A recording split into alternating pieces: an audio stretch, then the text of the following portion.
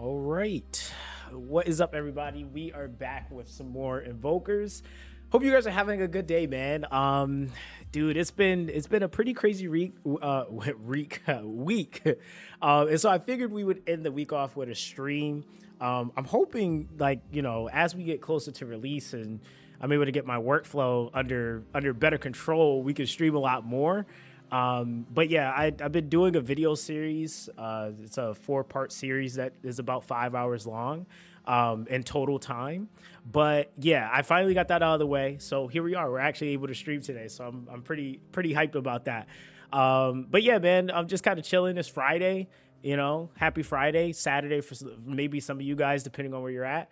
But yeah, we're just going to be grinding out on the free-to-play account and my main account because the free-to-play account, we still are on the cusp of, which we should, according to my calculation, we should be good to finish the Ardell chase.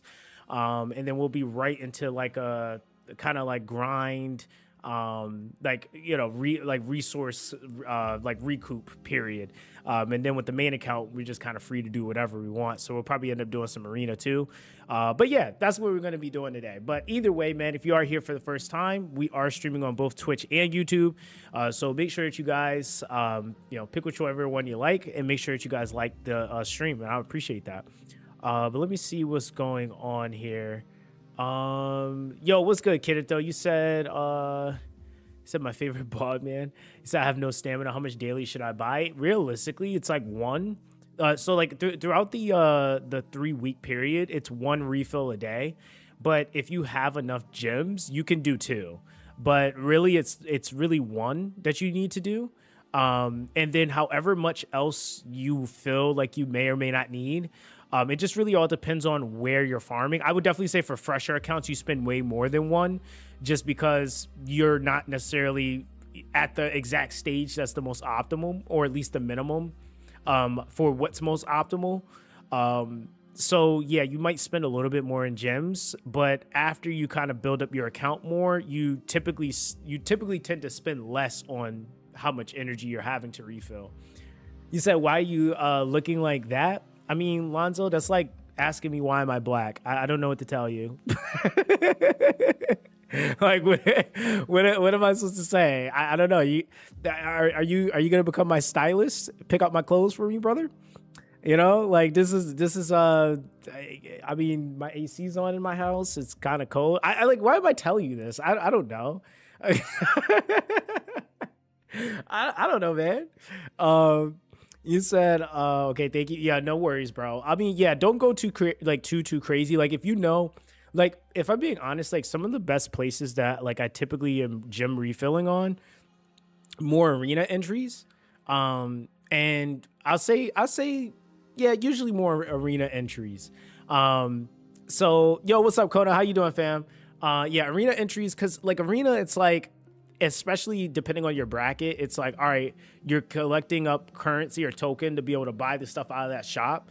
And then if you're doing an event at the same time, it's kind of gives you that double dip at least. Cause like when you're doing everything else, it's just like, okay, yeah, I get the drop, but then there's also just the mileage. But arena is the shop, and then you get the mileage if there's a chase going on for arena, or a rush, I should say, for going on for arena.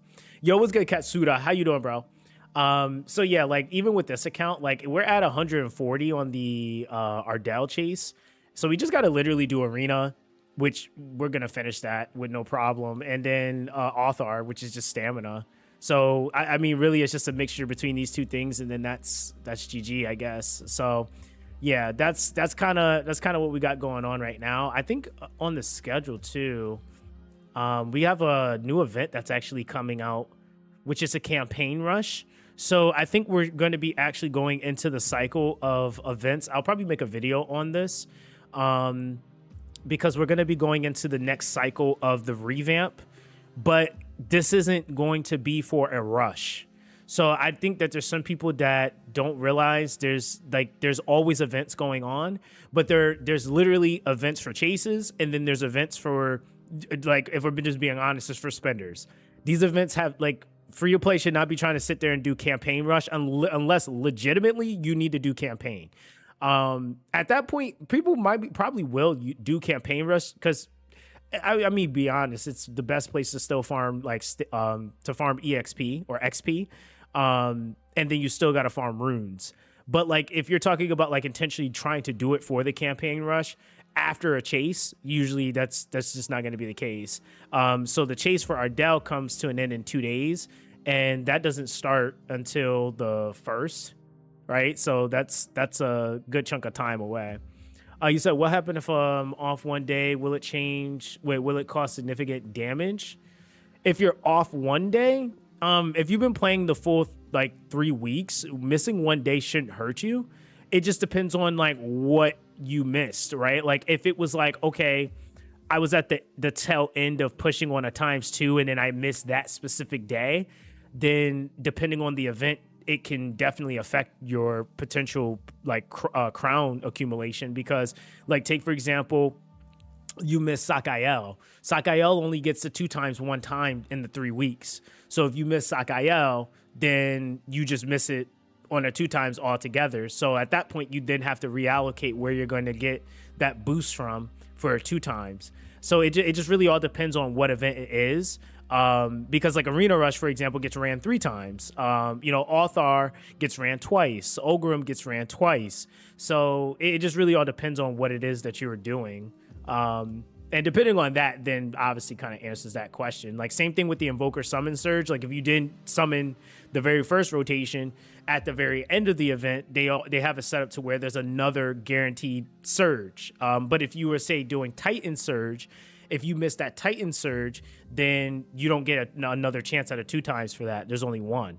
So it just kind of all depends on that. Okay, so let's see here. I gotta use the rest of my entries, and then we're gonna go over to the main account. I might do some refills, but we'll see. Yeah, I'm just trying to actually like push this account. I've been actually doing quite a bit of arena though. I was like between the 2 accounts, I've done my main account. I've easily done like 150 runs in like 1 sitting, like easy. And I think that actually might be my minimum now, which depending on when I'm trying to push. I think this account, it hasn't been too crazy. It's just been whenever I have entries, I get rid of them. That's basically that.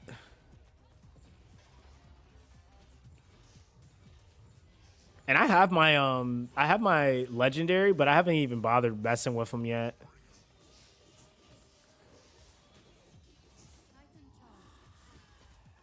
Okay, GG. Yeah, because this right here is a big one. Like, and this like not that bad.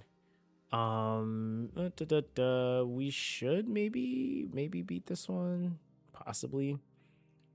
Let's see.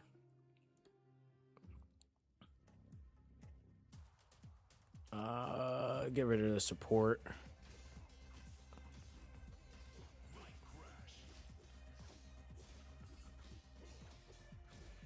Yeah, Sodoma is not a good matchup in this because she has dot.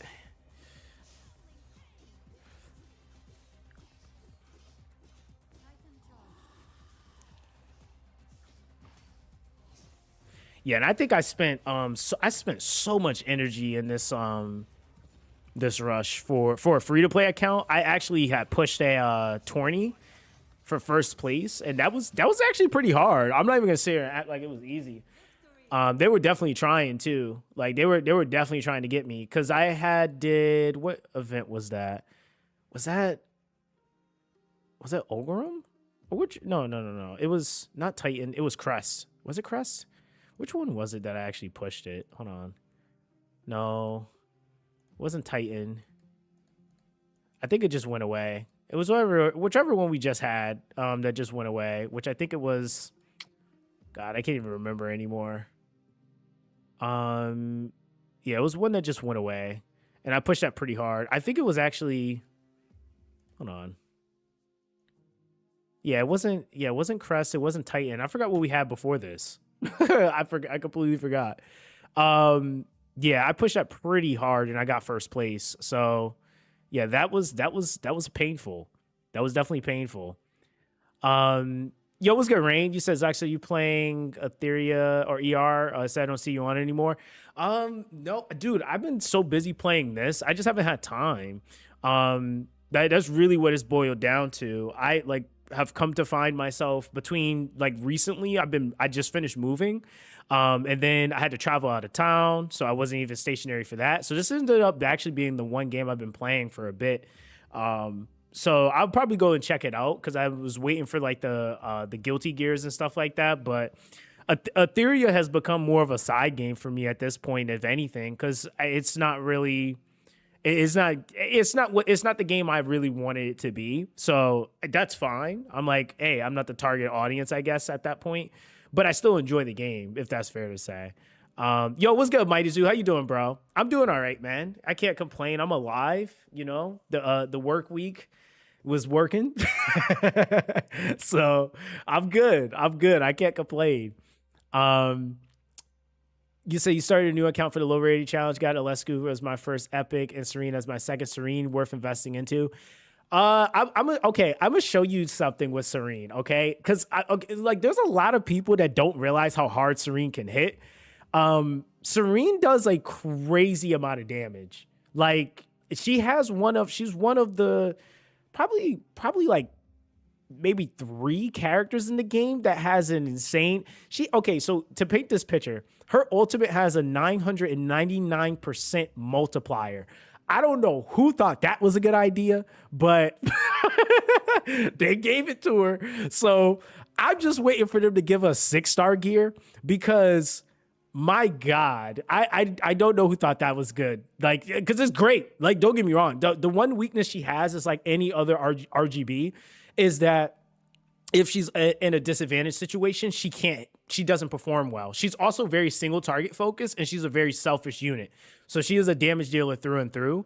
But Serene is like arguably one of my favorite epics in the game. She was actually one of my first 6-star DPSs in the game.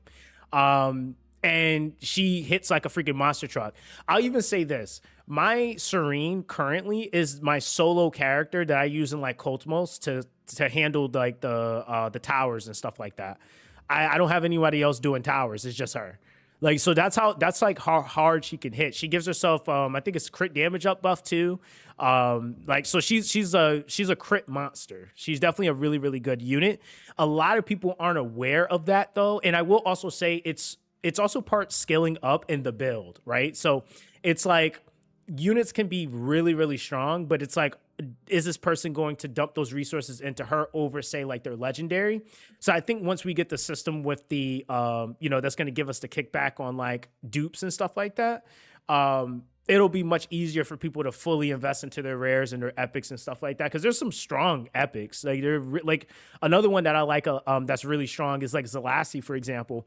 But when you look at him on most tier lists, they rank him really low. But Zelasi is just like an all around good unit, defense breaker, attack break. He has weaken. He's fire attribute. So yeah, against water stuff, he might dwindle a little bit. But the other thing is too is because units that are attack scaling and debuff like that, they naturally do a lot more damage too. So comparatively to just a debuffer that just lands debuffs, he actually does a fair amount of damage as well. So it's like it's a lot of different things you could think about when you're building stuff.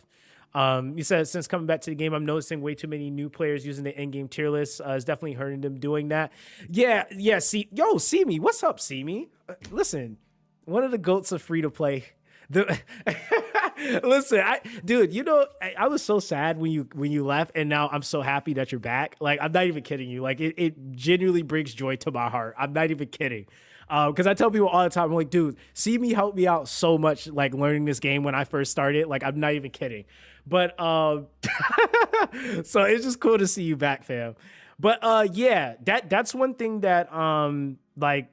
Talk to the devs about that too, is like trying to find a better way to actually do the in-game tier list. Because I think the problem is that the in-game tier list got trolled. So a lot of people just are initially just voted for things to be bad so it wouldn't get nerfed. But they don't realize the logic behind that is kind of dumb, just because the devs can see statistically who gets used the most and what they're doing.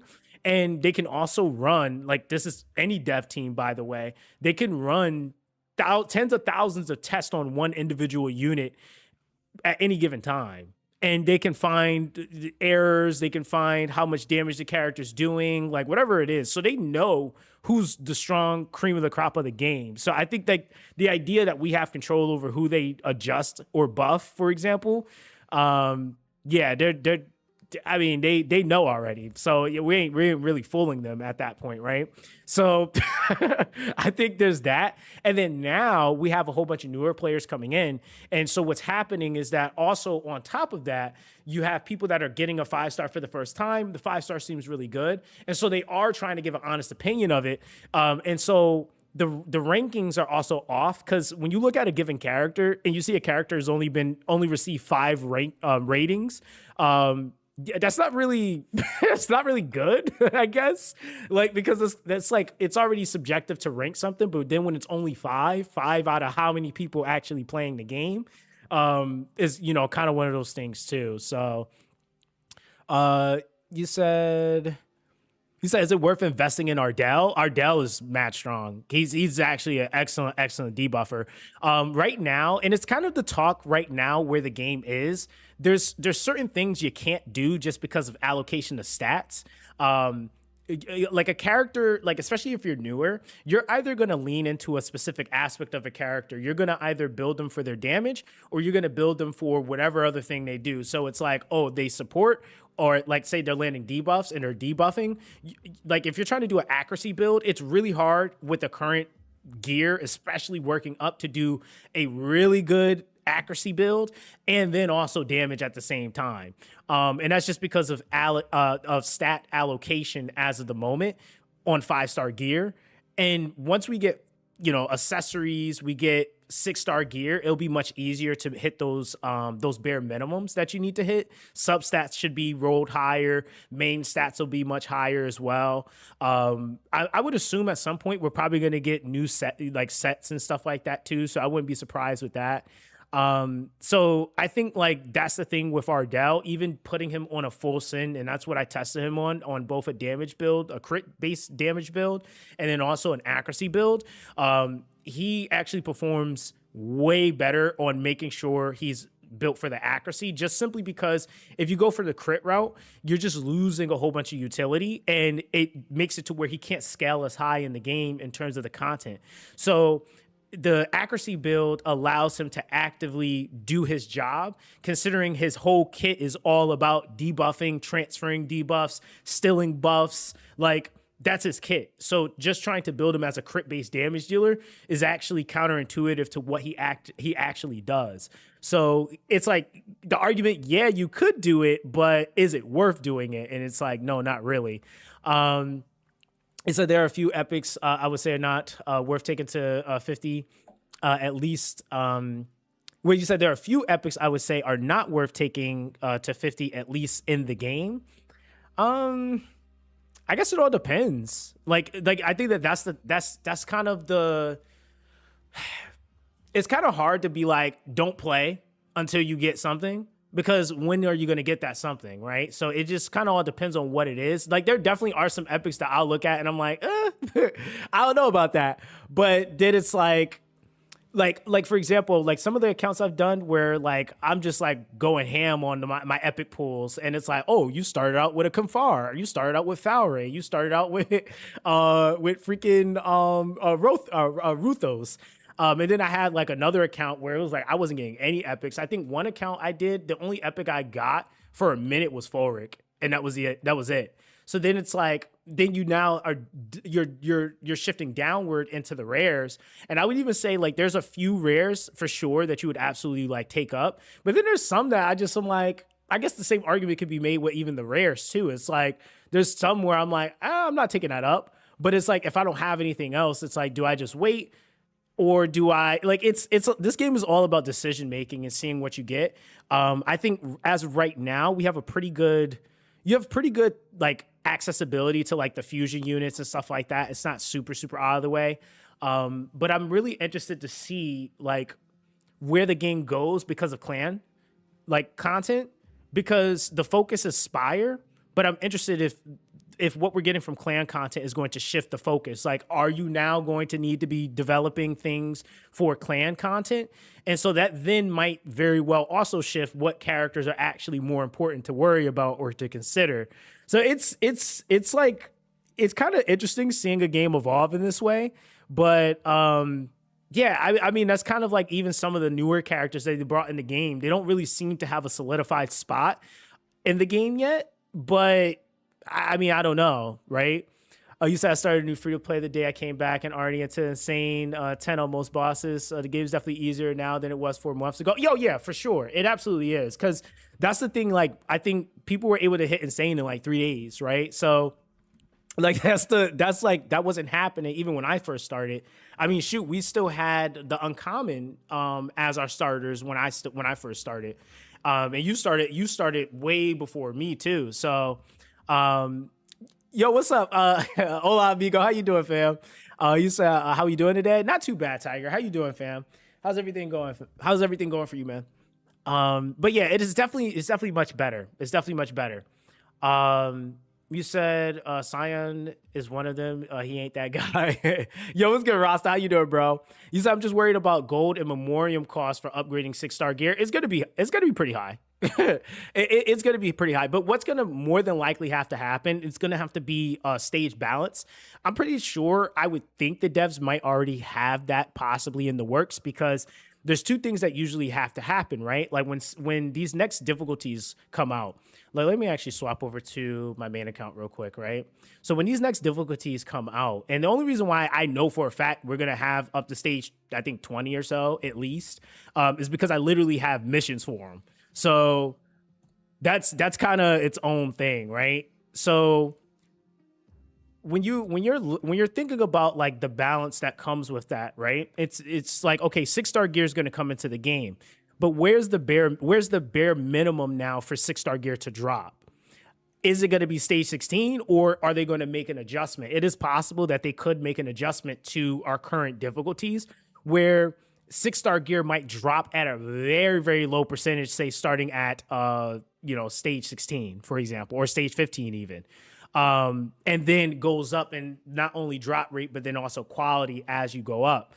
The other thing that's a possibility, that's an easy avenue to introduce different gear sets. That happens.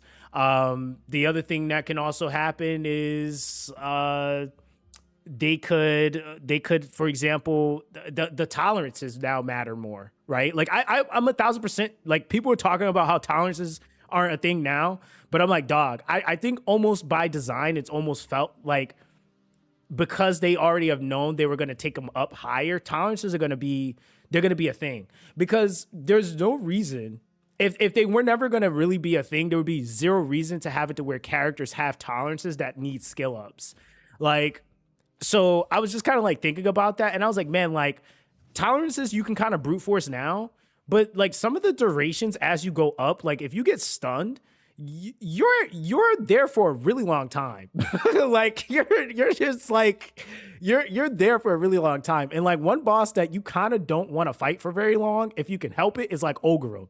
Like Ogreum, I don't think a lot of people realize is progressively getting worse. It's same thing with Authar too. Authar is getting progressively worse the entire fight. So the longer you're in that fight, the more unachievable it becomes to beat the fight. Especially like Authar is just a nightmare, but it's just like the longer you're in that fight, the worse it gets. And so that also means like the windows where you're not doing things, you're not moving, you're not doing damage. That means you're taking more damage and you're dealing less damage. And so I think that that's going to then start to push us in this direction where characters with the specific tolerances are going to be, they're basically going to be mandatory.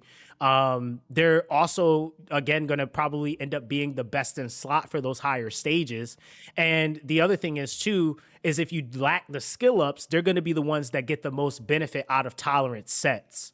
So I really honestly feel like a lot of this stuff was more of a preemptive thing versus it just being like, oh, it's just bad.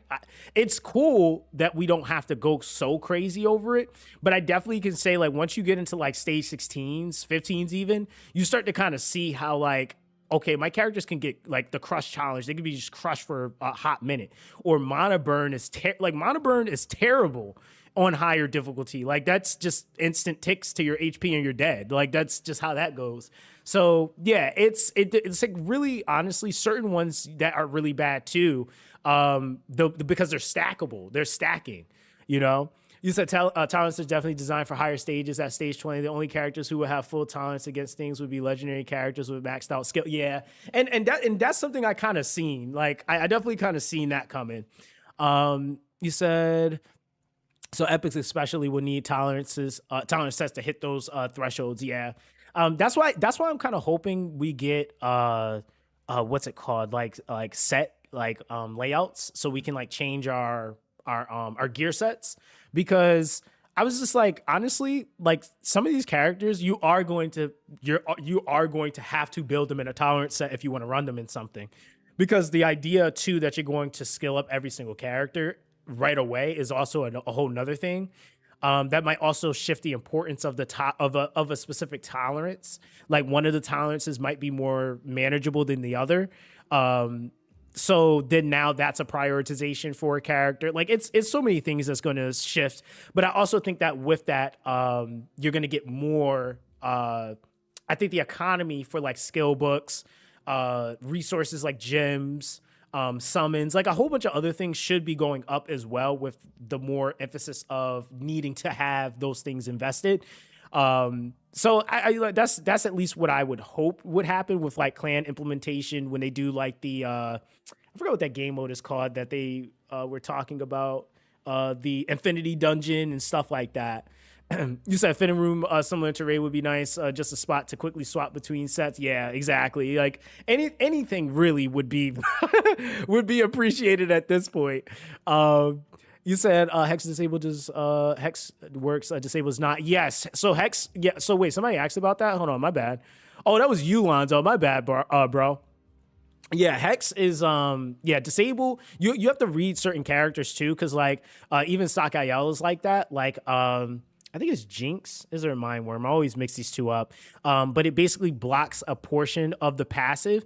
It doesn't block the entire passive. So it's it like half works, if that makes sense. It blocks the active, which is actually probably the more annoying part, which is the buffs that Sakayo gets. So they allow you to be able to use a portion of it, but they don't allow the entire skill to be completely nullified. So you said if you look at other games like War the rate of material acquisition now compared to 2 years ago is bonkers. They did a great job scaling it with the game. Yeah, no, you're absolutely right. I was playing that up until who was it that came out? I did the Dracula collab, and then I'm trying to remember who came out. I might go back because I like that game a lot. I like tower defenses. I really do. I really, really love tower defenses. But yeah, I had like got back into it. Like my account like was actually pretty like solid. I got Dracula. I had ended up getting Neja. Like I was actually doing pretty well with my account. Lubu, was it? No, not Lubu. It was Guan Yu. I ended up maxing out Guan Yu. That was so crazy, and I did that free to play, which was nuts. So yeah, like my account was actually really, really nasty. But yeah, their economy. But that's again factoring everything like the events, clan content.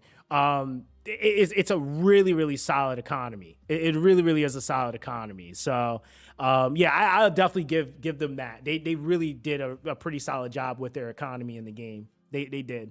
Even like stamina. Like stamina is actually like really good in that game too. You said Mind Worm. Yes, Luna is Mind Worm. Thank you for that. But yeah, so that's like that. Yeah, that's like basically that. I mean, like, oh, that's what I was gonna show you. Somebody was asking about Serene. I'm not gonna lie. Funny enough, Simi is here. Simi was actually one of the first people to recommend Serene to me. And as you can see, a character I was like, you know what? I'm about to put some TLC into her. I might go back and do her combo attack just to kind of get that going. But yeah, like so she has a 999% attack multiplier. So I don't even think this is with crit, by the way. It's 18,701 damage I have right now with my current build. And I don't think that factors in crit. So Yeah, I don't think there's anybody else that multiplier is that high. It might be like one other character, but I can't think of them off the top of my head, and not on their ultimate at least. So for her to be an epic and for that to be a single hit, that hits extremely hard. That's a really, really hard single hit. So you said Serena's nuts, but needs heavy investment. Yeah, she does. She absolutely does. And that's the thing too, is like for me, like even with like, okay, you have all this ultimate monogen, which is just insane. It's absolutely insane for her. Because that it allows you to be able to rotate this much, much quicker too. But yeah, 20% crit rate up and 75% crit damage up. And the thing is that like a lot of people don't think about it this way, but like even if you're not getting, even if you're not using the 20% crit rate up, like say somebody else is giving you a better crit rate up buff, you're still using that 75% crit damage up. Like there's not a lot of characters that's providing crit damage and crit rate, right? So they're usually like giving you, like, again, you have like characters like Sebastian, you have Tahanka, right? That gives you that extra crit damage. But like when a character has it on their own, like even the argument with Thao, right? Thao gives himself 50% crit. That's way more than what Sebastian gives him. Who cares? Because Sebastian still gives him, what is that, 75% crit damage up. So it's like, and if the duration's like comparison, right? Like his crit rate up buff lasts 15 seconds. So then you have 2 seconds left over if they proc at the same time, where you're getting 2 seconds of a 40% crit rate up buff. It kicks in for that duration. So it's only a 10% dip. So it's like when you kind of look at how they did the stacking for some of this stuff, it still ends up working. So yeah, like that's like kind of one of those examples, like where it's like, hey, I don't care. I'm still getting that crazy crit damage up. You said mines could do something like 80K with crit. That's insane. Like that's, yeah, I gotta finish getting mine up. Cause I think like even with my, my current build, I got her at, like 59% crit rate. So I gotta tweak it some. So she's still a work in progress, but she hits hard. She's even good where she's at right now. You said you got Kreisha recently. She looks bad for a tank compared to Valentu. Yeah, no, Kreisha is extremely strong. Like, and you know what's funny? The 4-part series that I actually did, I talked about a few units that I feel like don't get enough attention because of the tier list. Kreisha is extremely strong.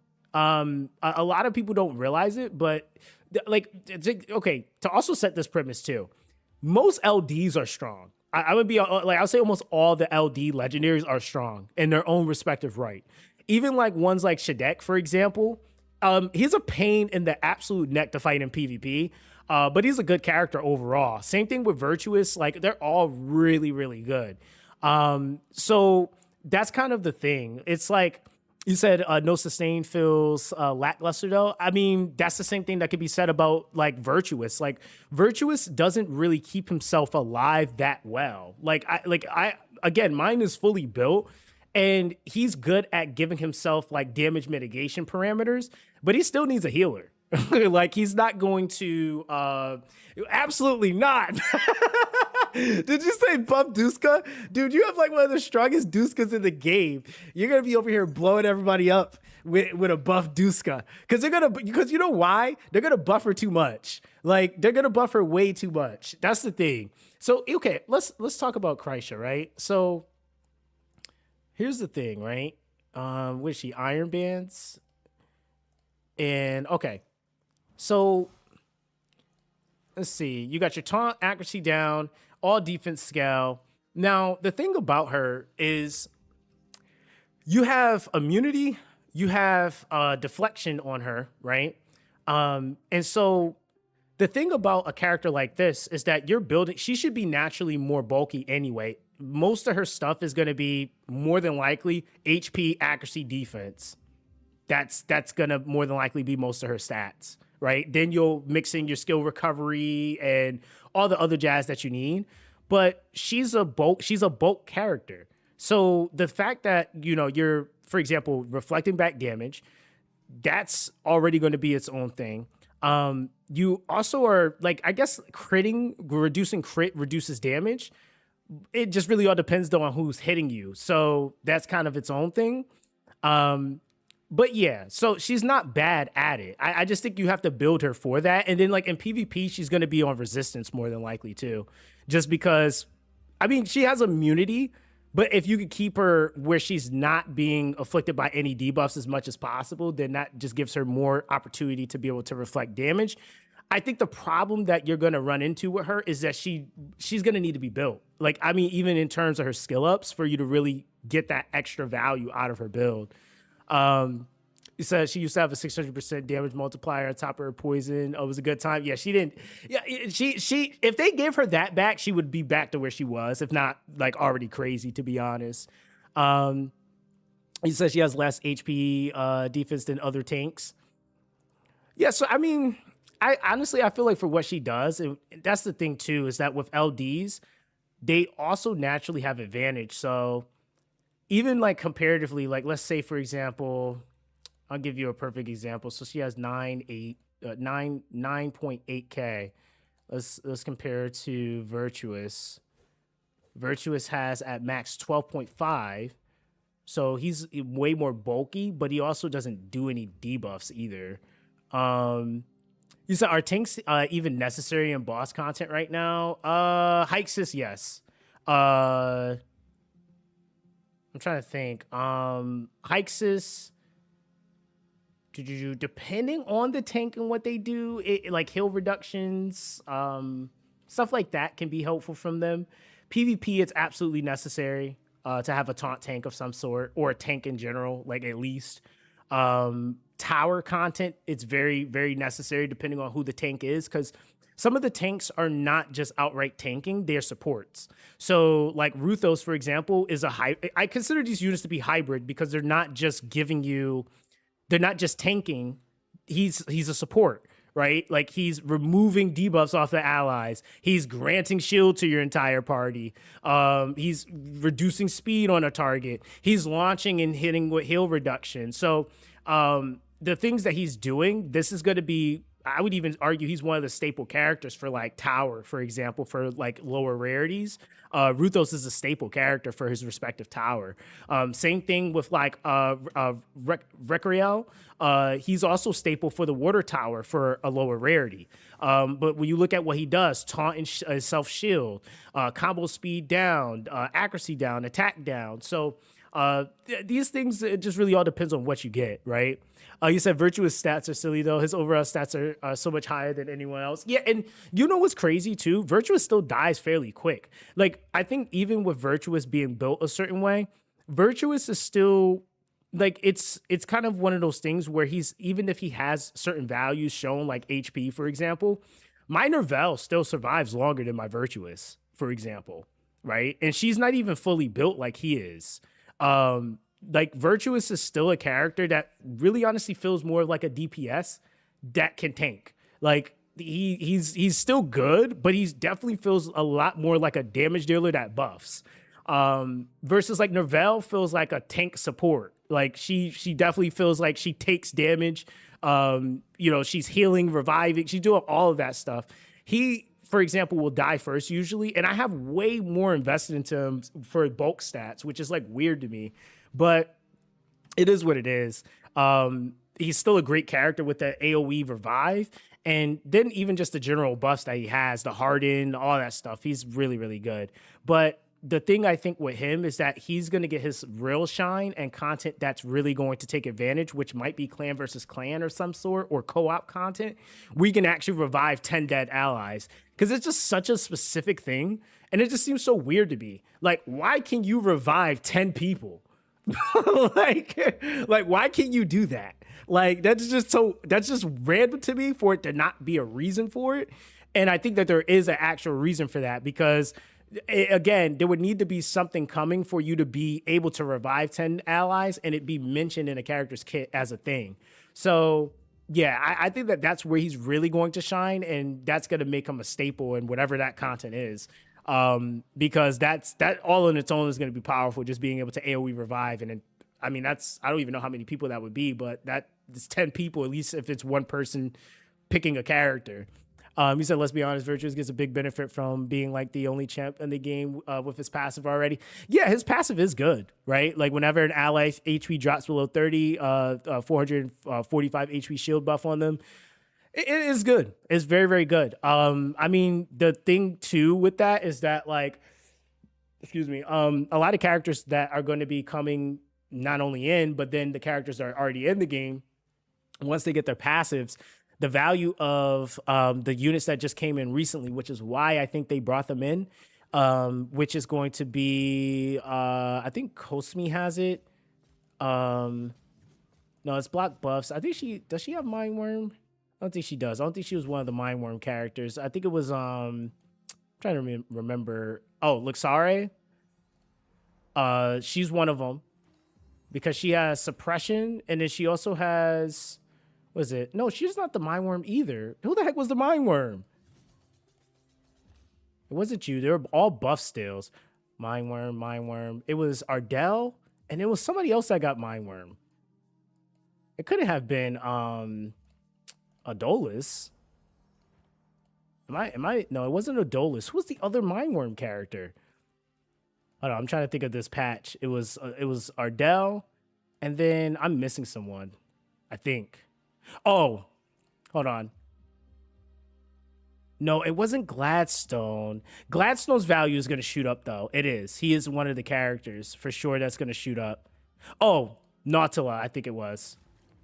Yep, it was Nautila. I'm like, I know the character was an LD. It was Nautila that had it. So yeah, Jinx and Mindworm in the same skill, mad ridiculous. But her value is gonna skyrocket once passives come into the game for sure. She's gonna be super annoying to fight. And the thing about this too, having Jinx with Mindworm that's just such a crazy combo. Like that is such a crazy combo, and she could block 5 buffs on top of that. Like, yeah, nah. Like that's mad annoying. Yeah, Gladstone, I think definitely is going to shoot up. Gladstone's always been a really solid character, but I think that he gets crapped on because they put him on a fusion next to Matesu. But he has Mindworm with Weaken, dude. Like, he's a really, really good character. Dude, I'm glad you brought up, what's his name? Kondo. Hold on. Kondo is, he is I don't think he's is he? No, he's not Iron Band. He's, oh my God, is it Gondo you're talking about? Gondo actually is pretty solid, dude. Like this guy got extensions, shock and blind on an AoE on his A2. I actually talked about him in one of my videos I just did. He has shield AoE for your party, and then he's an AoE taunt with launch. So he kind of gives you everything that you essentially want from a tank, and he's a dark attribute. So like realistically, he would be a great character into PvP too. His respective tower, he would perform extremely well. Like this guy is actually a really, really solid tank. Like if you're talking about the current meta climate in the game, he actually fits it. The only things he doesn't have is like, I don't know. He doesn't have like the hardened debuffs, but I mean, dude has an AoE shock, which that's already its own thing. And then he has shield and then the taunt.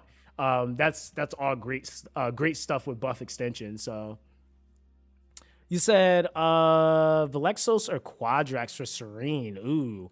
I feel like it still might be leaning to Velexos to be fair, but let's see. Quadrax.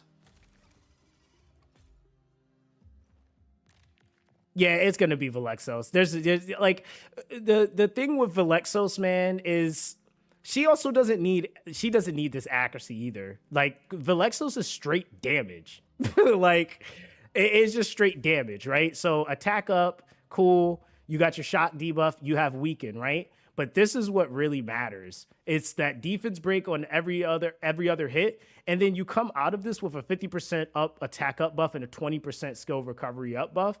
Quadrax, you come out with a here we go here. It's only a 50% up attack buff, right? So like it's like this is why I said like with like, and I've said it before, it's like once I really started to look at Titans for pairings and not for rarity, my progression and my I would say my investment choices change.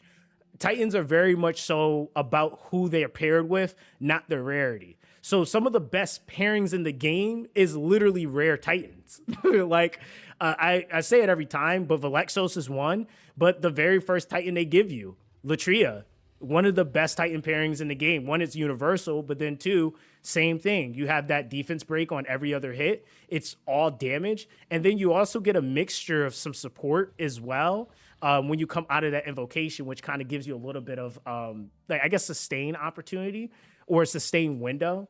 So, yeah, it's like, depending on, like, what you have, that ends up being much better. I mean, even some of the, like, what I would consider to be some of the top tier pairings right now, they're mainly with rares, right? Like Amprix is another huge one right now for Nocturna. This is actually a really, really popular one right now for Nocturna. And this dude has debuff extension. He has crit rate up buff 40% when you come out of the invocation with shock, damage up on the bound effect or attack, I should say. Weaken, launch. So he's pretty annoying in PvP. And he's good in PvE too. I know I know a lot of people with I mean, there's variations of the build for Nerval. Because Nerval has a lot of value really on Wolrith, I think it is, and she also is used on Radlaff as well. So Radlaff is like skill speed, but bleed and ultimate mana. But you come out with a, like, even that is just insane, a 80% crit damage up buff. So you got to think about like what it is you're trying to pull from that specific invocation end. And then also like what exactly are you getting in the Titan form as well. So the end though is how some people get crazy burst windows. Like if your character's coming out with an 80% crit damage up buff and then they have enough crit to crit, I mean, that right there is a way to filter like stats that you might not be able to get right now on your gear, right? So it's a lot of ways that you can use the Titans to, I would say, as an extension to your gear. Like I don't look at them as necessarily just individual characters. I look at them as how can I extend my build or my substats for something. So prime example of that is like I pulled what is he Mimir, right? I pulled Mimir and I was like, yo, this is trash. That's what I initially said when I got it. I was like, oh man, because I'm seeing people at that time. That's when Terra had just came out. For those that don't know, that's the mythical Titan, had just came out. So I was like watching people get Terra and I'm like, oh dude, I want Terra because I want to be able to invocate into invincibility buff and all this other stuff. And then I started getting into like stage 15, 16. And I was like, holy crap, like, dog, I can't land anything right now. I can't get enough accuracy right now. I was trying to fill, I was still, I'm still going through the process even now, filling out my trophy room. And I was just like, dang, like I can't land anything right now. And then I was like thinking about the fact I use Zelassi. Zelassi has been my hard carry even into endgame. I'm not even joking. And I was like looking at like the obviously the Titans I have, and I was like, wait a minute, Mimir has a freaking accuracy bound effect.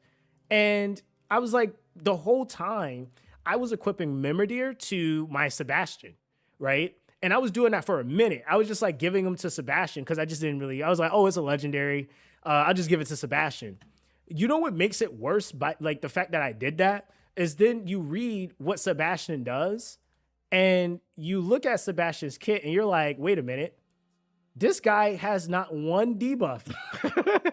So I'm over here giving him this Titan for trying to land more things. He don't got a debuff. What is it like? He don't need accuracy, right? So there's like a complete waste of a Titan outside of the invocation itself. So then I gave that to my Zelassi and he was landing everything that I needed him to, right? And so it's like even with the lower rarities, it's the same thing. It's like if that one's giving you accuracy, that might be the difference between you being able to land your debuffs on something versus not being able to, You said, I hope they tune the accuracy requirements a bit. It's already crazy for 16. I can't imagine what you'll need for 20.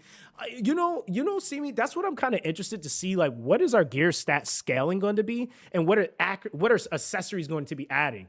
Because if they factor that in, it might not be too bad. It's probably going to still be a high number, but if they give us the tools necessary to make it doable, then that might be a thing.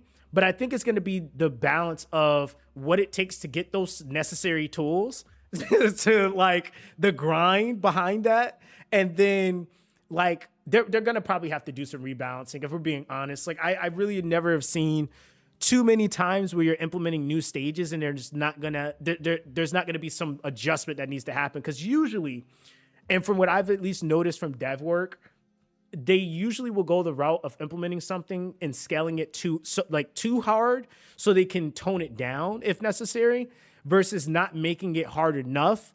And it's always received bad either way, but it's always received worse when you take something that was done easily and you make it harder.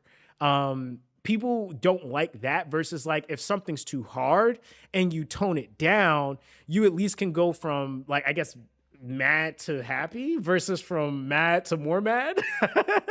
I guess. So like I guess it's kind of that, because like if something is too easy, then it also makes it feel like, why did I just invest all of this stuff into a character? Why am I building all these characters to be this strong, and I'm spending all this time grinding, and then there's nowhere for me to really use them? That is, I guess, the sentiment, especially for those that are putting money into the game. Got to have content for them to actually be able to do with that respective stuff too. But then on the other side, it's like you don't want things to be so hard that other players would never actually be able to really do it. So that's why I said for devs, I'd give I tip my hat off to them, because that's such a hard thing to deal with, is trying to find the sweet spot with everything. But I do agree. I do feel like they're gonna have to really pay attention to that and like act on it like ASAP. You said, what do you think about Sakamoji? Should I invest in him? I think Sakamoji, I feel like he might be a little bit. Sakamoji is a little weird, okay? And this is what I'll say. I've seen him in action, but I also I think the problem I have, it's not a bad problem. I just don't know if he's the most newer player friendly, if that's fair to say, right?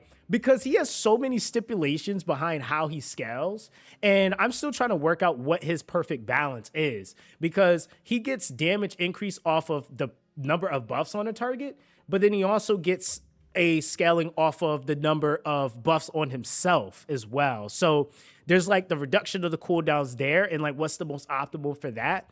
But then you get damage increases per buff on himself. You also are getting the combo speed up, which is obviously a great buff, just simply because combo speed is one of your highest sources of damage. So that on a 620% multiplier, that's going to hit hard on its own. And then also having it where his combo attack actually is really, really solid. Then that being paired up with reduction cooldown on his actives is going to be really, really good. But willpower is also like a little specific, because that's for control. So it's just like making it to where you can't really lock him down as often. That's pretty nice, right? But I feel like it's going to really boil down to the Titan pairing. It's not just him himself. Like Devi's not as good as she is just because of her. It's also her Titan pairing. And when you look at currently what we have, like for the Cambion, if we go to Cambion right now, you have Makito, which is outright damage, right? 40% on the bound effect, 50% up on the attack invocation. Then you have that defense down. So Makito, that's why I said I'm like kind of giving the same vibe. I just haven't been able to test Makito and Sakamoji together. That's the problem I have. I just got Makito, so I'm gonna build up my Makito. The problem is that on this account I don't have Sakamoji. So that's why I can't confirm how strong he really is, but he is strong. I think a little bit more stipulated by needing to have certain requirements to really scale him properly and really to really make his kit function properly, which is okay. So I definitely think he's good. I just don't think that he's going to be a easy built unit versus like a lot of like even Devi, I think is a lot easier to build, other than some of the stat requirements that you try to hit. But if you can even filter hers is like, I mean, if you got somebody that can grant you crit rate, that's great. Because then if you look at her kit, for example, we go to wait, we're still in Titans. We go to Mad Guy, and go to Devi.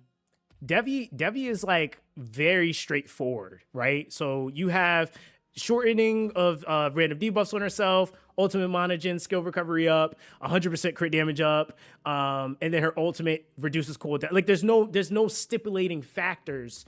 There's no like, oh, she needs to be buffed, and based off the number of buffs, she gets more damage. She just does it. Like that's also the other thing, right? So you just need to make sure she has crit, and she'll even a Devi with just crit, she gives herself the crit damage. That's more than enough. And then if you're able to give extra on top, like it's just a crazy unit. And then like I said with Velexos, it's a super accessible rare Titan. So I think that's why Devi is so ridiculous, because she's a RGB, a super low rarity Titan that's accessible, and her kit isn't super over, like it's not overzealous. It's just very straightforward. If you have the things necessary to make her work, she's just gonna work. Whereas like his kit is, it seems like his kit is definitely way more intended for it's super in game, and you have the stuff necessary to really amp him properly. But I feel like if he's amped properly, he could easily do more damage than her. It's just who has Makito. That's the first thing. And then also, like, I agree with that, see me. He definitely seems like he's gonna need to be maxed. That's very intense. It is. And that's why I said, like, even just seeing him and how he works, I was like, this character's you're gonna have to put some real TLC into him, to be honest.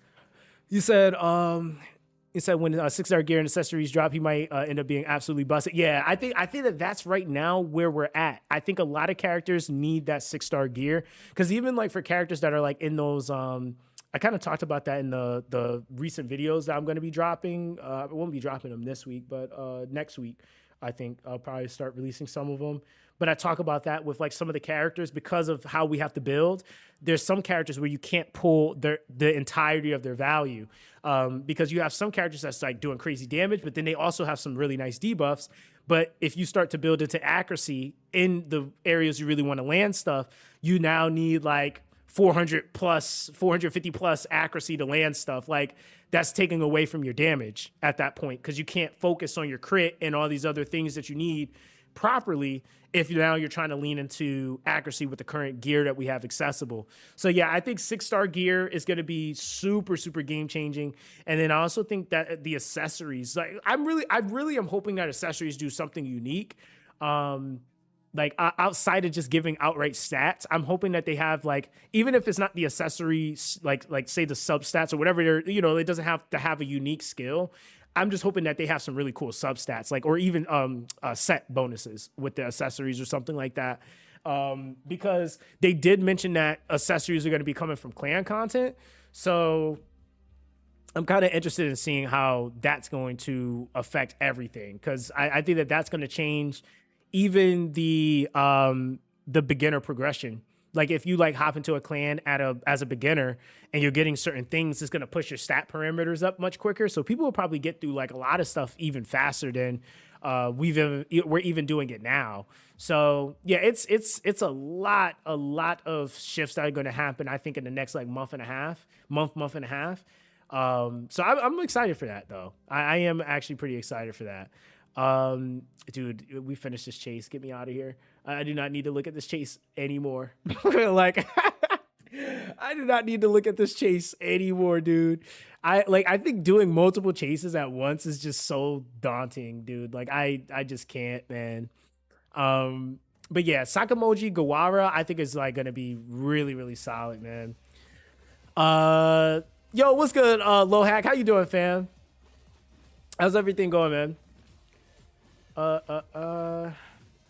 Yeah, we gotta do, man, there's just so much arena I have to do. I have to do arena on 2 accounts. You know what, yo, see me, hey, see me, can you send me a screenshot of what you recently pulled? I'm interested. I want to know what you've gotten recently. I know you came back and you started pulling. Or have you been waiting? Are you waiting for like a specific chase? Like, what have you done with your account? By the way, chat, see me is an OG. He's one of the OG players of the game, you know? Let's see. I guess maybe we'll see. Might be able to take this one.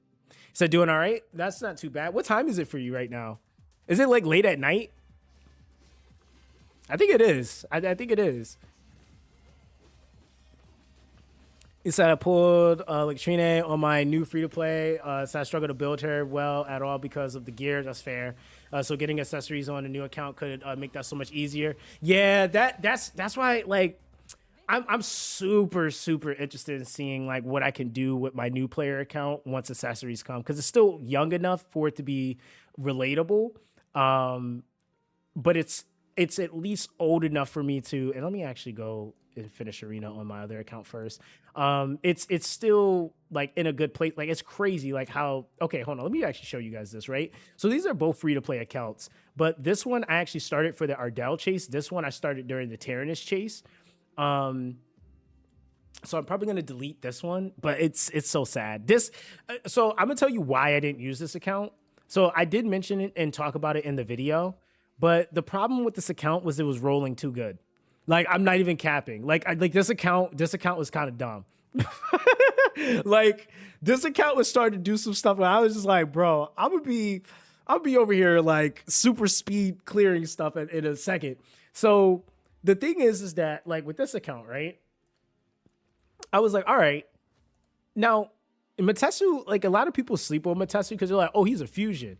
But dude, pulling a Matesu as a brand new player is super stupid because that means that one of the harder pieces of content that I need to farm, I can just now do it. Like that's Authar, by the way. So Authar gets progressively harder to do just because of mob density. So there's just so much happening. And then of course Authar has more HP. He's taking like Matesu like completely changes that, right?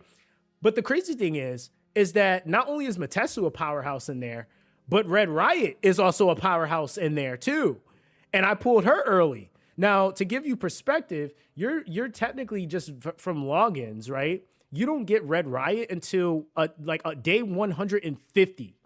To give you perspective, I pulled her. This account wasn't even a month old yet, and I think it was like 20 something days. I got Matesu and Red Riot. I was like, well, that's like that's kind of GG for damage for Althar, basically.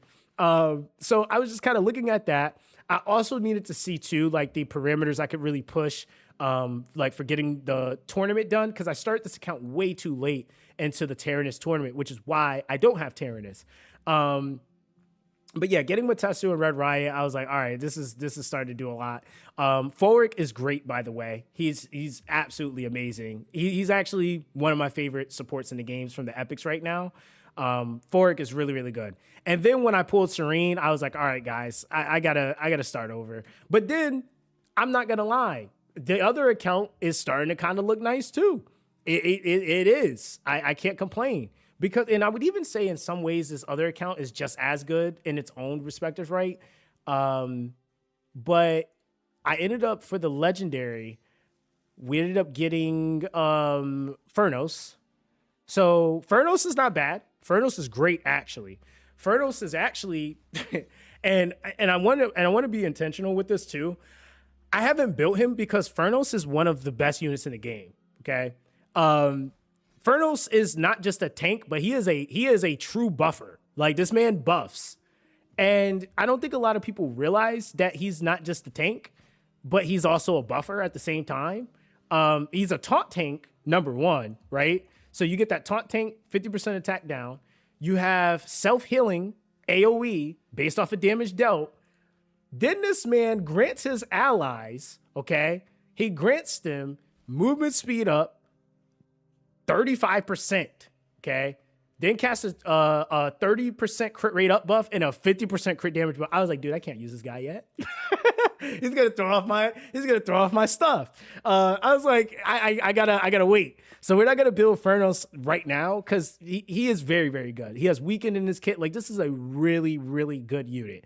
I was like, I can't use him. It's gonna throw off everything. So right now, my focus is I'm keeping the account where I'm gonna be collecting and accumulating the legendaries, but I'm gonna be mainly focusing my rares and my epics for the time being. Because the other thing too that I feel like could be a pit trap for some people as well is they don't understand the real, I'll say, usability or value that needs to be invested into a character, like a legendary, for example, for them to be viable. So, yes, they're great, but you might be missing the point that that legendary is not good until you get their skills at, like, to say level 7. And are you in a position to level 7 their skills right now? Like, or do you even have those books? If not, then you might want to wait, accumulate, and then actually go and like use that like say chase window to double dip. You invest in him, you also get kickback in rewards or something. But like right now, I've already started to invest into like Kamfar, Falray, Plumia. These are all excellent, excellent, excellent like epics. Danos has the rare I'm building right now. We got Belmore built up somewhat. I still got to work on his gear. Still got Arissa built 5-star for right now. We're just going to use her in the water tower and probably keep her at 5-star for the time being because I pulled more support. I wasn't expecting this account to give me Usasa and Plumia. So that's just kind of all settled. Rude Guard, we're going to get built for some stuff too. But yeah, we're definitely holding off on the Furnos for right now. He said my main, I haven't really pulled much since returning. So I pulled Thao and on the previous chase banner. I said I'm 11 Destinies off pity though. Yeah, dude, that's actually like kind of nuts. Cause what was your login day from or on to get the login Thao? Cause were you close to it or were you like, or did you already get it? Because Thao, like, man, he's ridiculous for me on my main right now. Cause I got, what's it called? Monarth, this last Titan summon session that I did. And Monarth is just kind of crazy. Like this is just such a crazy Titan. You know, coming out with an 80% crit damage up buff is just crazy. Then of course attacks, combo speed down, shock, defense down with a pull. I was like, yo, that's, you know, it's kind of nice. It's kind of nice. I wanted Terravon, but then I thought about it. Who am I really using Terravon with? So there was just kind of that. I wanted any of the mythicals really, but good luck at that. What was that percentage? Just like 2% or something. So yeah, good luck with that. Let's see. But yeah, you say you're gonna get you a second Duska, dude. I need one Duska, dude. You know what made me so salty? I was it was a little bit ago though when I was testing something. I had did an account and I pulled a Marilla, and it was on a test server. And I was like, bro, I was so mad because I was like, I can't even keep this. Like it's all getting wiped. And yeah, I was so sad about that. I was like, dang. Like I was like, dude, Barilla is so freaking good. He says, is there gonna be next character chase right after this one? No, there's gonna be a gap. There's a break. Like, so the events that are coming up after, what is that? What is this? When the Invoker Summon Surge end, that is the last event for this current chase. These next events that are coming up are actually going to be from August 31st to September 3rd. You also have this one here, the campaign rush. This is the first time we're getting this. This is going to be no chase events. So what we've seen so far, like if I'm just going based off our previous chase, we had the chase and then we had a whole bunch of events that were literally for just people to grind out if they wanted to spend stamina on certain things. I would say I kind of call them spender events more or less. If there's something up that you need to do, like I think people generally will do campaign rush, but people that are going to definitely be pushing it really, really hard are going to be spenders. Because for the ones that are maybe still like either preparing or going for this, whatever next chase is going to come, they're going to probably be trying to save certain things. They're not going to be trying to like blast everything all at once. So it just kind of all depends on like what you're doing. But yeah, this chase, it has a gap, but the events don't technically stop. They're just not chase events, which I guess is kind of to answer that question. They're just not chase events. Let me see here. Got a pretty good win ratio. Gramon might end me, but let's see. Let's see. You said when I quit, the login stopped at Fat Man, so I never went past it. So getting Thal was good for me. So I'm just finishing out his gear now. Yeah, Thal is like, I'm not gonna lie. I pulled him.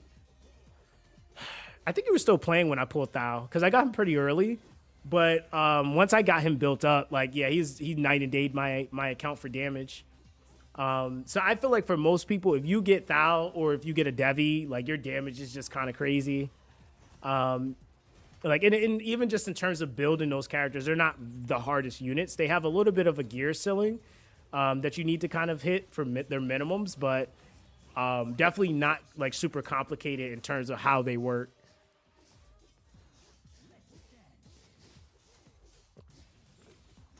And this is why we use Confar, because Confar doesn't want to die.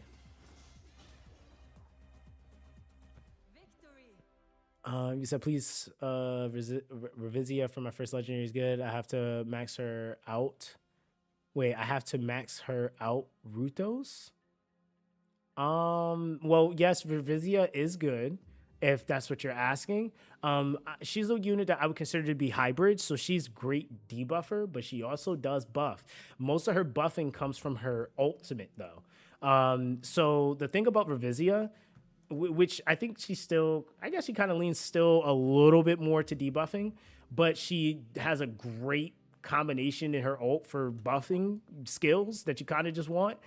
Combo speed down on the ult AoE, but then she also has shield based off of damage, regen, 70% attack up buff, and a 100% res up. The attack down is obviously a big deal. It's just reducing damage. She generates ultimate mana on the 2 hits that she does based off of the number of debuffs there are. And then she has a accuracy down and debuff extension in her 5th hit on her combo attack. So she's definitely, you're going to get more value, I would say, trying to build into her her debuffing.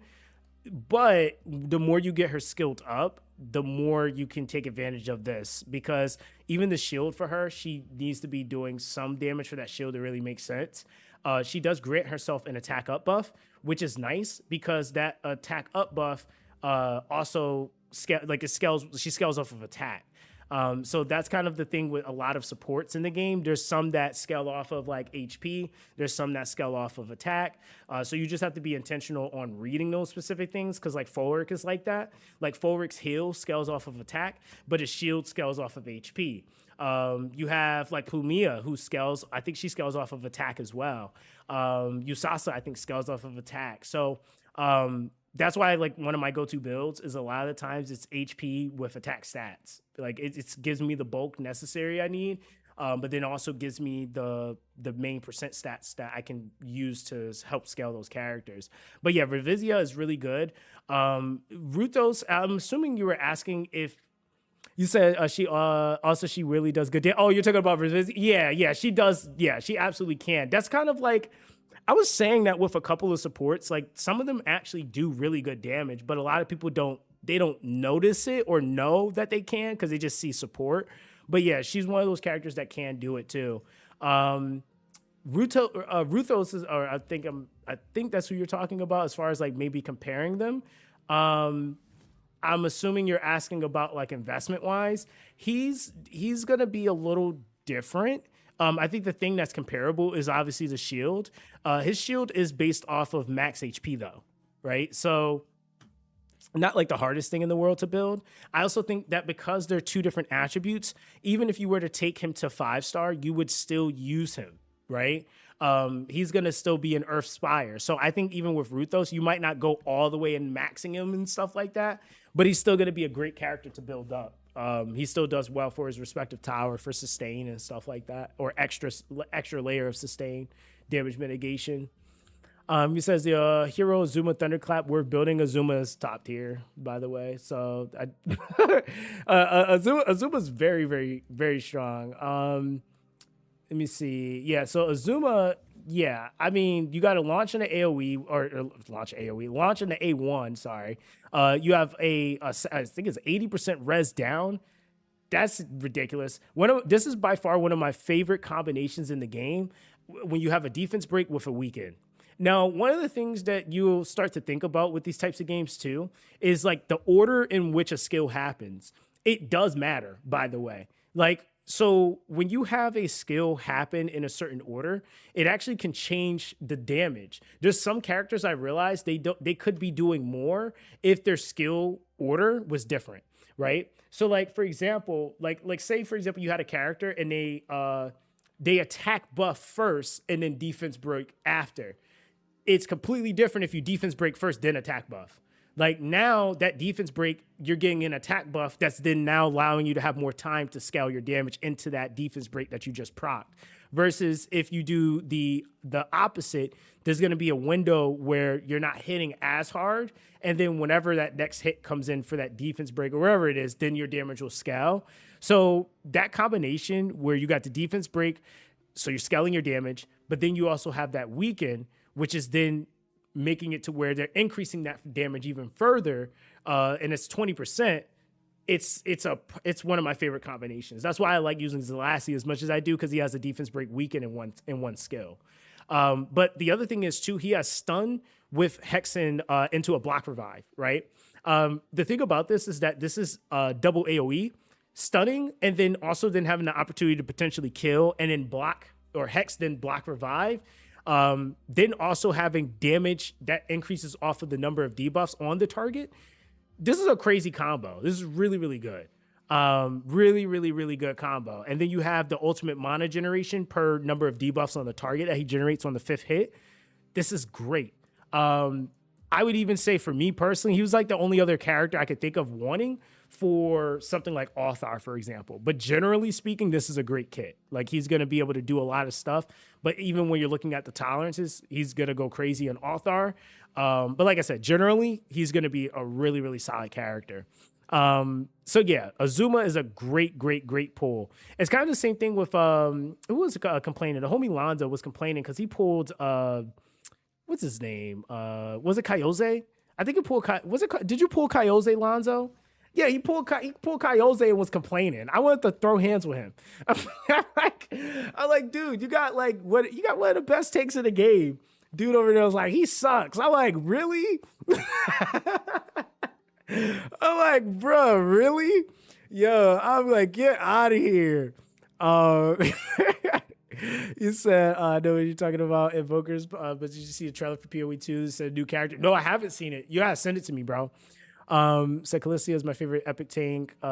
She has some cheese with her ult, but a little strange to build. Is it that the Iron Bands? No, that's Kandra. Wait, who's Callista? Who's Callista? Who's Callista? Or Callistia? Who's Callistia? And SZA, Lusa. Why is that name not ringing nothing? He said, so you're doing, okay, no worries. He said, sorry if you already answered and I missed it, but I wanted your thoughts on Gawara. So I decided to build him today, but GG Lux, there's a lot of comps with him that I don't use. Tanks, any thoughts? He doesn't need to be on a team with tanks, to be fair, but I mean, one thing I will say, okay,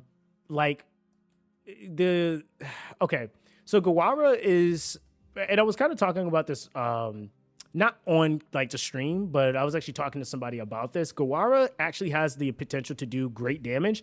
I think when I was looking at your account, I mentioned to you that he would actually be a better build than Zelasi for you, just simply because they are in the same predicament, right? He has 100% heal reduction in his kit. He has a res down with a defense break. He has ultimate mana gen and Titan mana gen if he crits. And then you're also going to have the reduction of his A3 for each hit that he does. And then if he crits, it also then will further reduce his A2.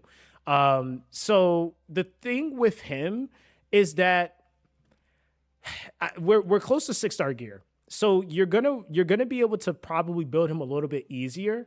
But right now, when you have a character that's able to, like, say, land a ton of debuffs, it's hard to build them to land all their debuffs properly in-game content and then also damage. So he would need to be paired with someone that's either helping with crit to some degree, and he will need some crit if you're trying to take advantage of the second portion of his skill, which is the when a hit lands as a crit, this is what you get, right? So I would say like outright as a newer player, it's just going to be easier to build into his accuracy because the value that you're getting from being able to proc a heal block with a defense break and a res down is astronomical. I would say you're gonna naturally see more damage anyway than trying to focus him to just do damage, and then you're missing out on that extra utility. That's the thing with like Zelasi, which respectively so, like in terms of investment, like depending on how much you've invested in them, you can still use them for the time being. But Zelasi kind of does the same thing too, right? Oh, you gain this if you crit, but it's like, am I really crit building him? Not really in the beginning. A lot of that's going to come from me pairing him up with someone that can grit him crit. And then once I get a really, really solidified build, I can maybe throw in some crit, but I really don't feel like that's going to be as feasible until we get 6-star gear and accessories. Because I noticed like when I tried to put Zelasi on a little bit of crit, I basically was running into an issue where I didn't have enough accuracy. And accuracy is actually pretty hard to get. Like people will be like, oh, my accuracy is this. But then when you look at their trophy room is like damn near max. And it's like, well, maybe sure, with the trophy room that does help. But a lot of newer players coming in are not hitting accuracy parameters or are not hitting certain crit thresholds and certain things super early. It's going to take you a little bit of time and then some luck on pieces, depending on the rolls you get. So that's kind of its own thing, right? Like it's not really that, you know, he has to have a tank. It's just that what he does respectively, like the content may mean he might need a tank, but it's kind of like most stuff right now, like where the game is currently at, it's about PvE is about Titan procs. Like if I'm being real, like it's like what your unit does, sure. But when you're looking at like those big burst windows of damage, it's Titans. Like most people that have these fast, like super fast clears and stuff, it's their damn Titan proc. They have their unit invested, absolutely, but then it's the Titan. The Titan scales off of the Invoker that it's equipped to.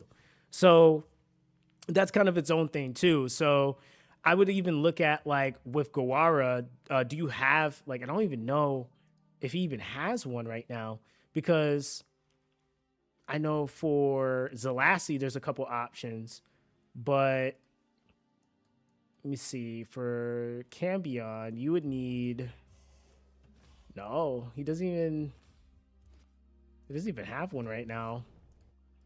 So yeah, we need, and that's kind of the thing right now.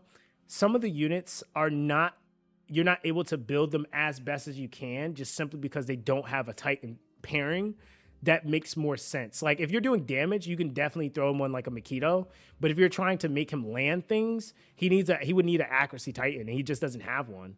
Like, or there's no accuracy Titan for Cambion. So versus like Freeborn, I think right now, let me see. I think Quelron is resistance. Yeah, that's health on Charchus, and then yeah, Myrmidon does accuracy, so they at least have it, but might need to add one for the lower rarities. I think right now a lot of pairings, it's gonna just be a matter of them adding a rare or two for each of them that have a specific thing that like players need, because yeah, that's kind of lackluster on the faction stuff. Like especially if you don't have a certain unit and then you get a certain faction Titan, it's just like, you know, you got to kind of make it work, but. You said if you think something's wrong on your website, so feel free to feedback in the Discord. We'll look into. Yo, I'm gonna actually message you, Lohat, because I already had some input. I just didn't have the time to message you about it. Because I was like, I did look at it, by the way. I did. So I'm gonna give you some feedback on it today. I will give you some feedback on it today. You said I got epics, Thausa, Confar, Vena, anyone worth 6-starring. All are worth taking the 5-star right now. I don't think any of those would be 6-star push right at the moment. It just really all depends on like what your plans are, like how new your account is, because I don't know off the top of my head. But I like one of the things I usually try not to do is to force people into like, oh, you have that character, just go ahead and 6-star, because if you like say plan on pulling or something like that, you might get something that might be more worth 6-starring. Confar works great at 5-star. Same thing with Thausa and Vena. I would definitely say it's going to depend on what you end up needing, right? Like I think your 6 stars, a lot of your initial six starring, like I think a lot of my first six stars were mainly damage. And then progressively I started to do supports that I needed, like or really tank or supports, depending on who it was. But yeah, a lot of it was like my damage first. So even with this account, I think my next six star would be Faure, for example, because I can get away with a 5-star Pumia for quite some time. Same thing with Usasa, same thing with Kamfar. Like I can get away with that for a little bit. The damage is really where you want to pick up that damage so that you can take more advantage of those like windows of like for bursting and stuff like that. So yeah, I would say like that's kind of how I always go about it. As far as like at least your first couple. It's just really like where and what am I doing? Because like again, like I said with my other free to play account, that account I'm not really worried about Authar. So and I knew that Matesu's great, so I'm a 6-star him. But then I got Red Riot, and in reality, it probably would have been better for me to actually 6-star Red Riot and build her first, then do Matesu, because there's a hump that you get to, and the first hump you get to is actually a stage that Matesu's weak against, but Red Riot's not. So if I was thinking a little bit more about it, but I also wasn't. I didn't have them both at the same time. I got Matesu, and then like a day or two later, I decided to do some pulls, and then I got Red Riot. So there was just like nothing I could do about it at that point. But yeah, it is just like kind of food for thought. Like what exactly are you going to be doing? But other than that, it's always safe to take a lot of characters to 5-star. You don't have to go crazy with skill up investment. And then from there, depending on what you have, it's like, all right, I'm at this this roadblock. What would I need to 6-star that's going to help me? I would even say, even before 6-starring characters, one thing that I feel like gets overlooked quite a bit is awakenings. Awakening a character is, yes, it does cost you resources, but there's so much more power that you can get from awakenings. Versus like say you 6-star character, but they don't really have much awakenings done, versus a 5-star character with like say maxed out awakenings. They're going to be significantly stronger.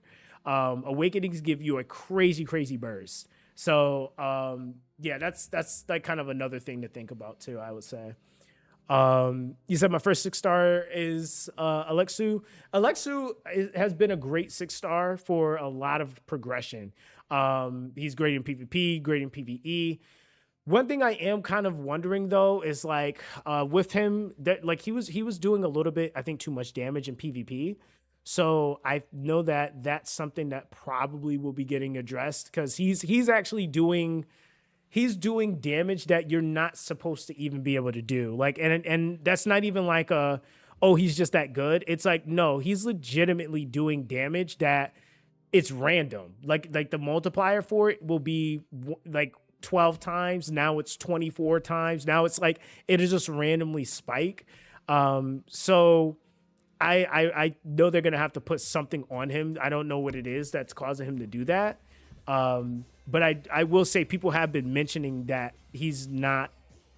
He might be bugged in some way, because yeah, the amount of damage he can do is just like it's just kind of crazy, to be honest.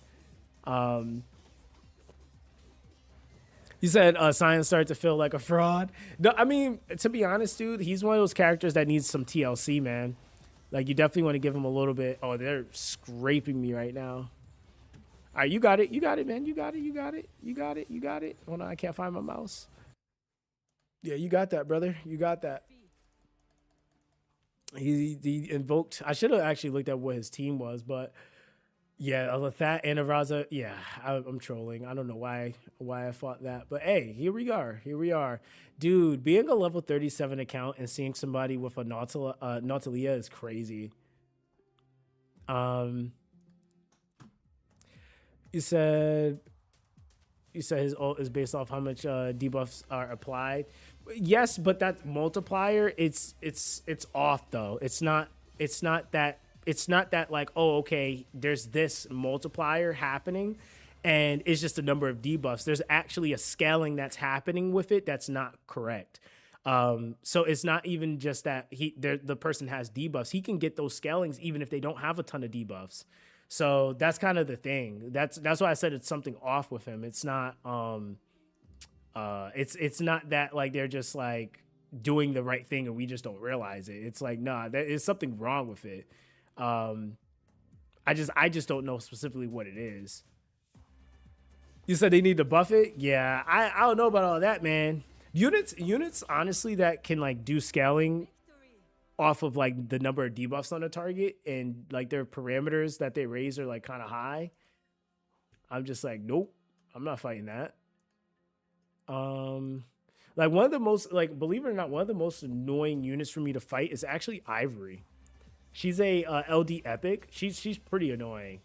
You say your first 6-star should probably be your primary DPS, then build off of that. Yeah, I mean that's kind of why like I always go I just do my Danos. Like I mean if I get a 5-star DPS maybe, but it just depends on who it is. Like and then at what point are they actually viable? Like how much value do I get for them being at 6 stars? Like I look at Danos and I'm just like, okay, I know for a fact I can take Danos into even 6-starring him. I'm like, I know I can take him into like pretty high into Spire. I know I can take him into the higher stages of like the gear bosses. Like he does really well at with the game scaling. He's definitely gonna have a fall off point, like I feel like most epics would, but or rares would, but his fall off point is a little bit higher, so I don't mind it. The same thing even with Celissa. Like Celissa, I still will hard push with her. One thing I think that like I was even thinking about too was like if you're pulling a certain type of unit, like say like you've been pulling a whole bunch of Eldrins, like dude, you know how easy it is for you to like farm up and get your account built. Like that was my other account. I was just pulling nothing but Eldrins. And I mean, this account's kind of actually rolling like that too. Confar, Plumia, Falray, all Eldrins. So you said I haven't seen him upload videos. Wait, who are you talking about?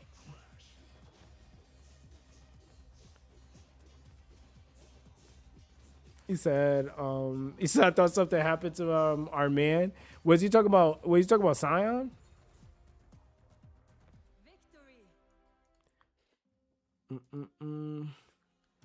Okay.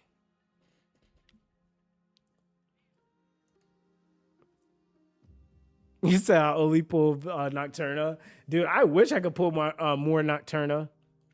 You know what though? But I'm like saying that, but I just pulled I just Nostru or whatever his name is, the self healing DPS. I'm actually like super hyped to build him. You said is Valkia a good first 6-star? So she's the is Valkia the bleed tick procker? I think that's who that is. I have to go look at her.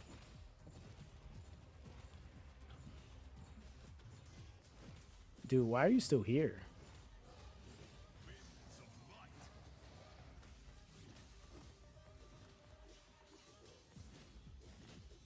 He all of a sudden like super tanky.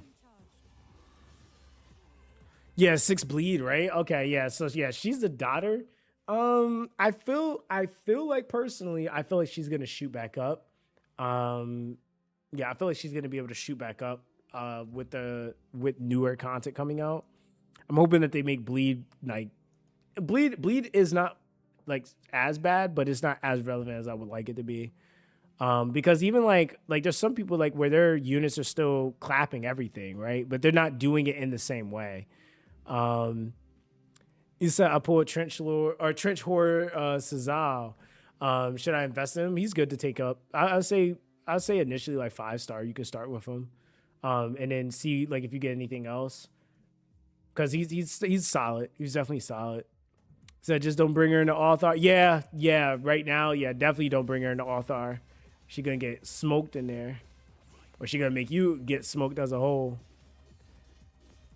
Oh, hold on. Oh, hold on, guys. Miss Zox is calling me. Give me 1 second.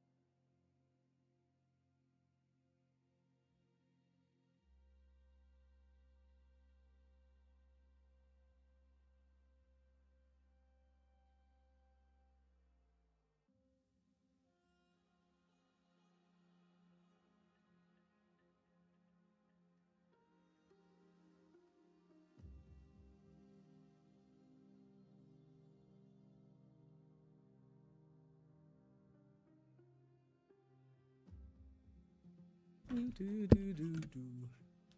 right, my bad, chat. Ms. Zox said hi.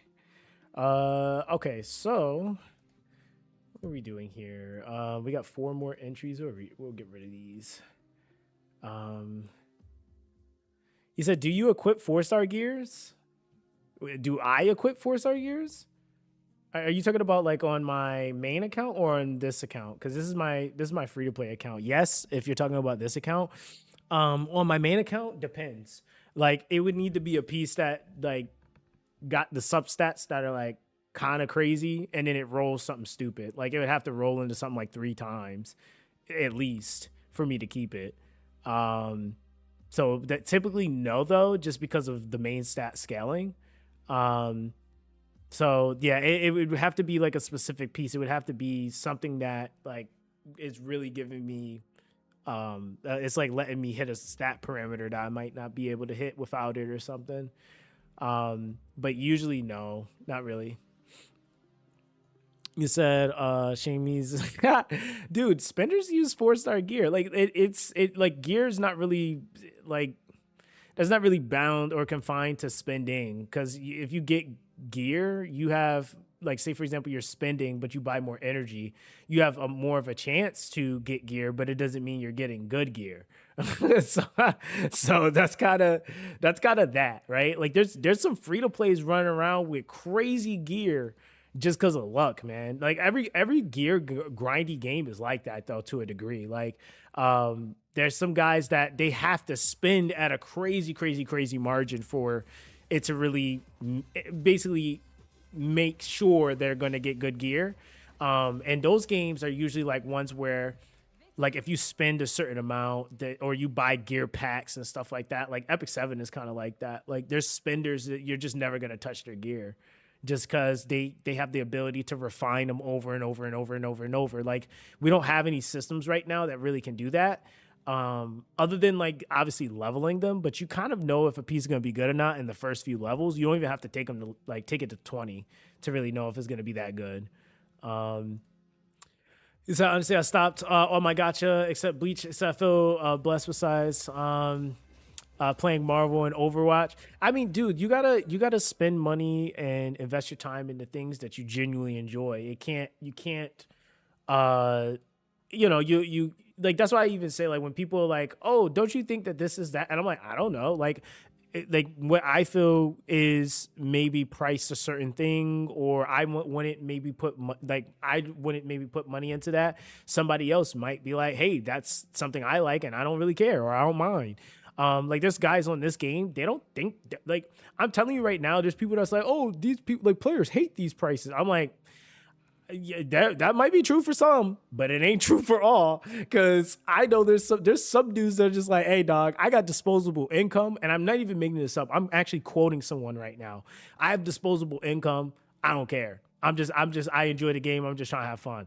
They don't care. Like so that's why like spending is so subjective. It's like it's kind of like even like you could take like a steak dinner, right? It's like you could go to a 5-star restaurant, and for somebody to get a steak dinner, they might find that the value of paying, $200 for a meal is perfectly okay for them. But somebody else is like, hey man, I don't want to pay that $200.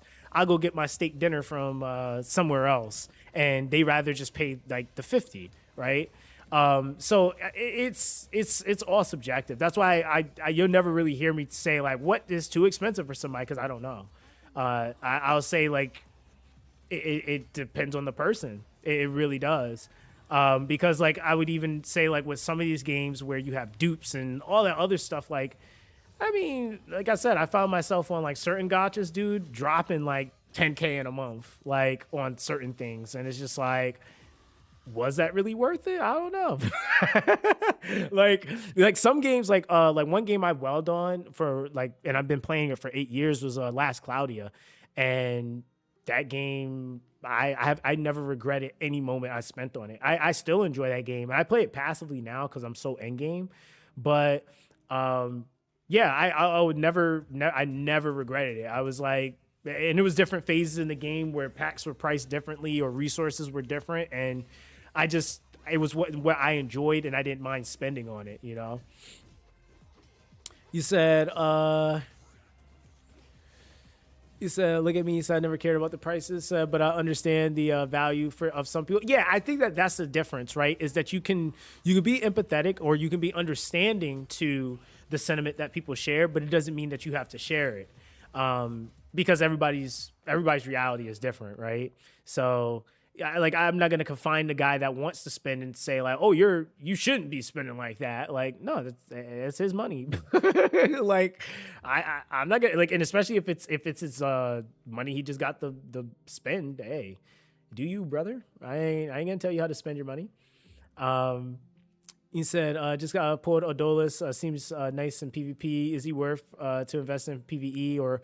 Well, his kit right now doesn't really have any real like if you look at what he does, he's very much so a character that leans into PvP because like half of his kit is it's there's nowhere else you really care other than and this is what I will say. I'm gonna prefix it in this way. He's gonna have value raise because we know that there's certain types of content that we're gonna get, right? When you're looking at what he does, Titan mana generation. So if a target has no animal mana, Oldest gains 300 Titan mana instead. So I have to test them. I would have to get them and test them to see if this would apply to bosses because I can't answer that 100%. I don't know. Because that's also then the question, does bosses generate Titan mana? I would say no.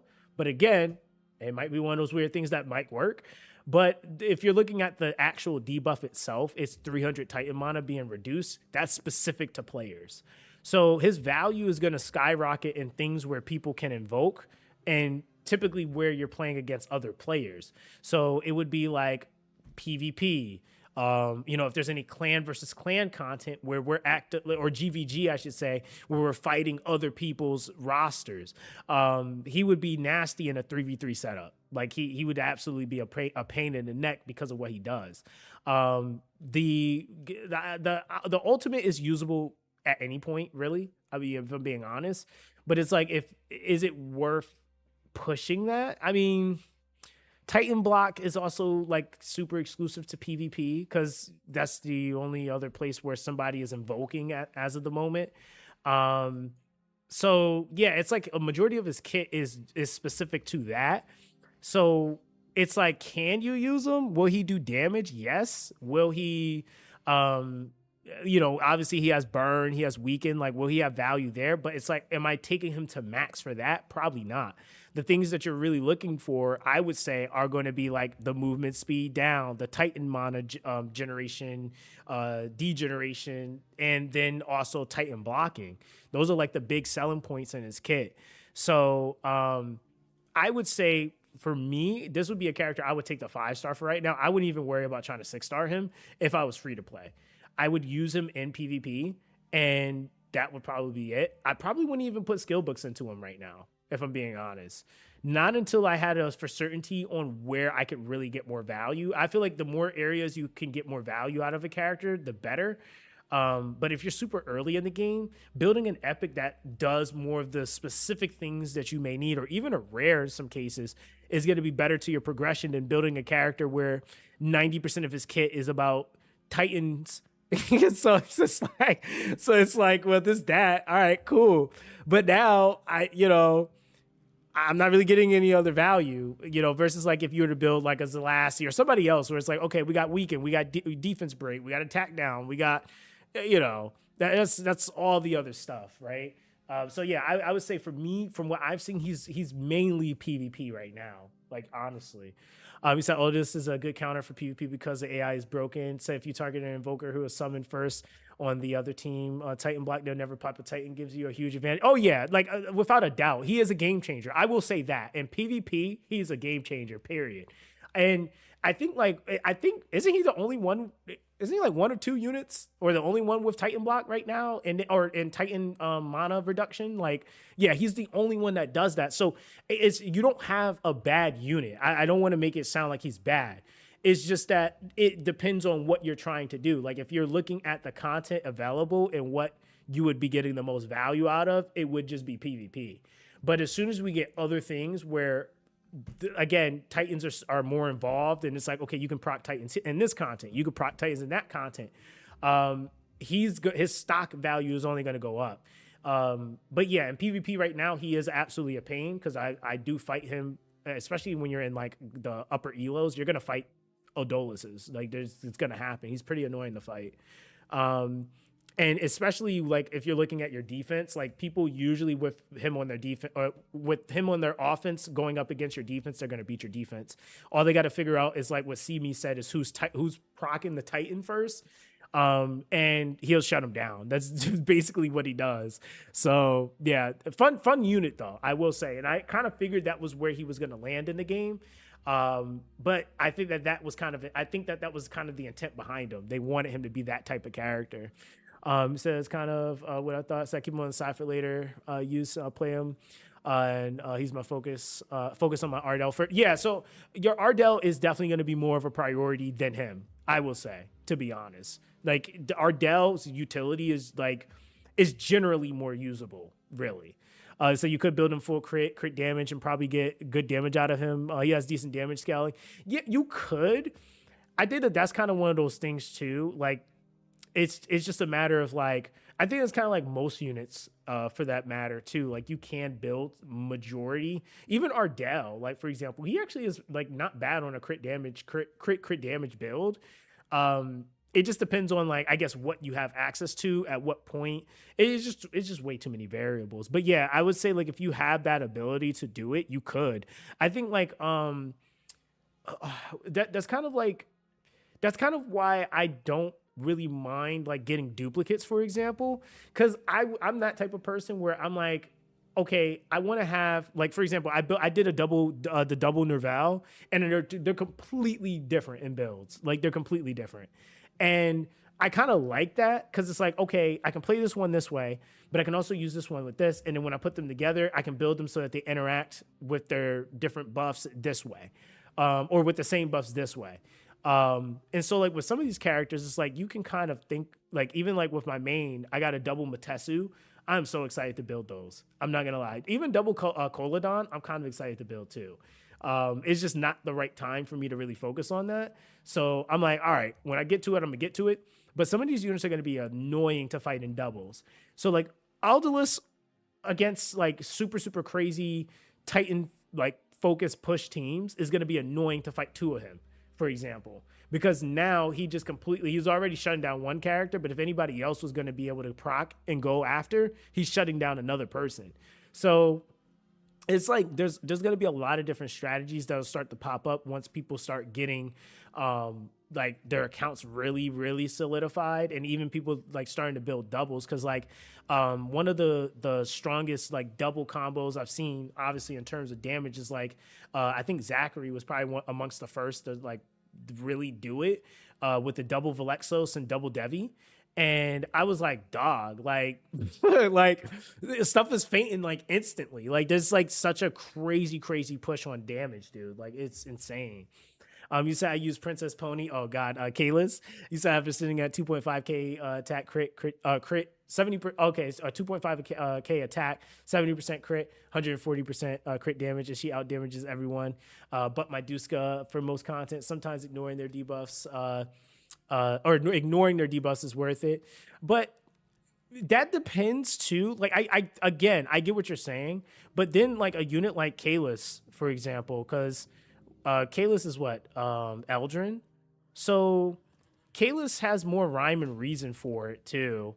Like she gets value even if like you're not really doing the crit or doing the debuffing, because if she crits, she's still generating Titan mana too. So I think that's like also the thing too. It's like it actually makes a lot of sense to crit focus her, because why not, right? Like she gets ultimate mana gen, so it's like for her it definitely makes a ton of sense. It's like you really, especially in our current build climate, yeah, like I don't care about shortening like debuffs with her. I don't care about any of that. I just want to hit hard. And I feel like that's the difference. I mean, even the same thing with like what's his name is like this too. I was just talking about him and now I can't think of him. Zelassi, right? Zelassi, believe it or not, Zelassi could do some damage. Zelassi could be a crit focus. Like you could build him to do crit right? Or a crit damage build, right? And I tried a crit damage build on him. It's actually pretty good. You just would have to filter out, okay, he's not going to be landing that defense break and weaken because I'm not building him into accuracy. So we got him going into crit. But now I'm generating his ultimate faster, and that's a double AoE, so, or a double hitting AoE. So generating ultimate faster, he's able to crit, and like his damage is really, really good. Like even like in a lot of cases where like, and I guess that also too is pairing as well, because like I think I kind of got lucky getting Sebastian because I'm able to still focus on his accuracy, but then take advantage of critting. So like even if I was to go into like his build and give him like 20% crit, that's kind of like all I need, because then I know Sebastian's going to give him 40%. So so realistically, it's like depending on who you have, you can kind of still make the hybrid pull work where you get both values out of the character. But I think if it's just gear, it is like what you said, where it's like I either have to go for the things that I'm trying to get them to land, or I need to go into a damage focus. And I think that that's the thing with the game that's nice, is that a lot of units you can prioritize going straight into the damage, and it can still work just fine for the character. So it's definitely one of those things where I feel like it's only going to get easier, but it's also like even where it's at, it's like really nice that you have the options, because in a lot of other games, it's like, oh, you can't build that unit like that. Oh, you can't use them. And now you're just kind of cooked. So that's kind of the nice thing, is even if you're not going to use someone for that specific thing, you can. So I just use it as an example. So many people see the red and I think, oh, I need accuracy. Then they see such small amount of damage and think the unit is trash, even when they might be insane. Yeah, that's you know who they funny enough, they're doing that with what's his name? Freaking Danos. I like kind of had to use him as an example for somebody, because they're like, oh, Danos, I need accuracy. And I'm like, well, why do you need accuracy for Danos? And they're like, oh, because if you look at his kit, Danos has weaken in there. And I'm like, so you're going to sacrifice your damage to give him enough accuracy to land that 10% weaken. There's no reason. Like, I was like, and you know what though? And one thing I do understand though is a lot of players don't realize, and this is just also like, it's just whether you know or not, these skills aren't intended for him to be they're not intended to make him scale his damage against bosses. This is for him to deal with regular ads. So like the charge and the shock debuff, like you're not worried about resistance on a lot of these smaller ads. So you don't need to be worried about a whole bunch of accuracy to try to land the shock. It's going to shock something. Even the weaken, you're hitting that on a target, it's gonna land on some things, probably not on others, but more than likely you're gonna have somebody else doing that, and Danos is gonna be doing damage. Like, so it's the same thing. It's like, is it really worth trying to build into these things for him versus building him for damage? Absolutely not. You rather go into his damage. That's where he really gets to shine. So yeah, there's definitely a lot of units that are like that. I even feel like Ardell, like I said, Ardell is another one where I feel like if you were to go a crit damage focus with him, he actually would do really, really good. So you said Danos not shocking Althar. He's not going to shock Althar. It's like most bosses, because at that point the boss itself you need to have accuracy for that. But if you're talking about most like ads, they don't need a ton of accuracy for you to land a debuff on them. It's bosses that you have to factor that into. And is it worth sacrificing damage for that accuracy required? Like if I'm doing a 16, right? Let's actually swap over to my main account, because I'll show you, right? When you're on 16, you're not able to hit, oh, I got good damage and then also accuracy. It's either you're landing it or you're just not. Like there is no in between. So if we go to, let's say, we'll go to Sakael, right? So on Sakael, for example, okay, I can clear 16 in about 2 minutes, right? You said you convinced me going full damage. Duska, no more dots. I'm interested to see that though. You definitely let me know how that goes, because for a unit that is focused on it, I'm actually kind of interested to see how much of a difference there is in her performance at that point. Okay, so when you're looking at something like this, right? 16 is 475 res, right? That means that you need to have over 475 accuracy to be able to land anything. So if you're trying to like, and this is why like even right now, my Ardell build, he's nowhere near where he needs to be. Like my Ardell on 16, I need to go through some more of his nodes, but where I currently have him, he's only at 313, right? So my Zalassi has more accuracy than him currently, right? And the other thing is too, is that I also have a Titan to pair with my Zalassi. So that combination allows me to be able to have that, to be able to hit that threshold pretty seamlessly. So yeah, when you see that, that's like a lot of accuracy. And so it doesn't leave much room for me to really be able to crit damage, crit rate focus him. So like I got 11% crit and 55% crit damage, but that's okay because if I'm running Sebastian, the Sebastian gives me, he's gonna give me 40% crit and then 75% crit damage. So that it's like the trade-off there is like I can make up for that. But if you don't have a Sebastian, then it's one or the other. You're either going damage focus or you're going the accuracy focus. And it's just because as you go up, it just becomes way too much for you to try to manage both. At least with our current gear. He said, I mean, I could put her in my best damage gear and test her out. Said no harm in trying. She has the highest base attack in the game unless they added someone else since. I haven't compared her damage base to anybody, to be honest. Let me see, because Duska is at Duska base 1.3k. Out of the newer units, yeah, 1.1 on Sakamoji. I think they did that mainly because of his scaling though. We have 1.1.0. Yeah, she might still have the highest. Ooh, Atlas is close. He's at 1.2, almost 1.3 himself. Atlas is very, very close. Yeah, Atlas might be like he's actually very, very close. That's crazy. Cosme, let me see. Yeah, she's 1.1. Thou is 1.2, I think. Yeah, 1.2. Yeah, so yeah, I think she still has it. So she could go crit build. I don't think her damage would be bad because she has the attack. She has the base attack for it. Let me see. Yeah, I think that those are the newer. Yeah, hold on. Erdix. Yeah, 1.1. Yeah, so she still has it. 1.2. Terran is having 1.2 is crazy. 1.1. Yeah, so she has the highest still. Yep. Yeah, she has the highest still. So I mean, considering I mean she got the attack, she just needs now the crit rate, crit damage. And I think you have Sebastian too, right? So you'll be able to get her scale. Like she probably will hit hard. And the thing is that what is her multipliers? 85. I'm interested to see what her ult does because it's definitely an AoE. Yeah, 310. That's not bad. 310. We got the bleeds. Yeah, like her scaling is actually pretty solid too.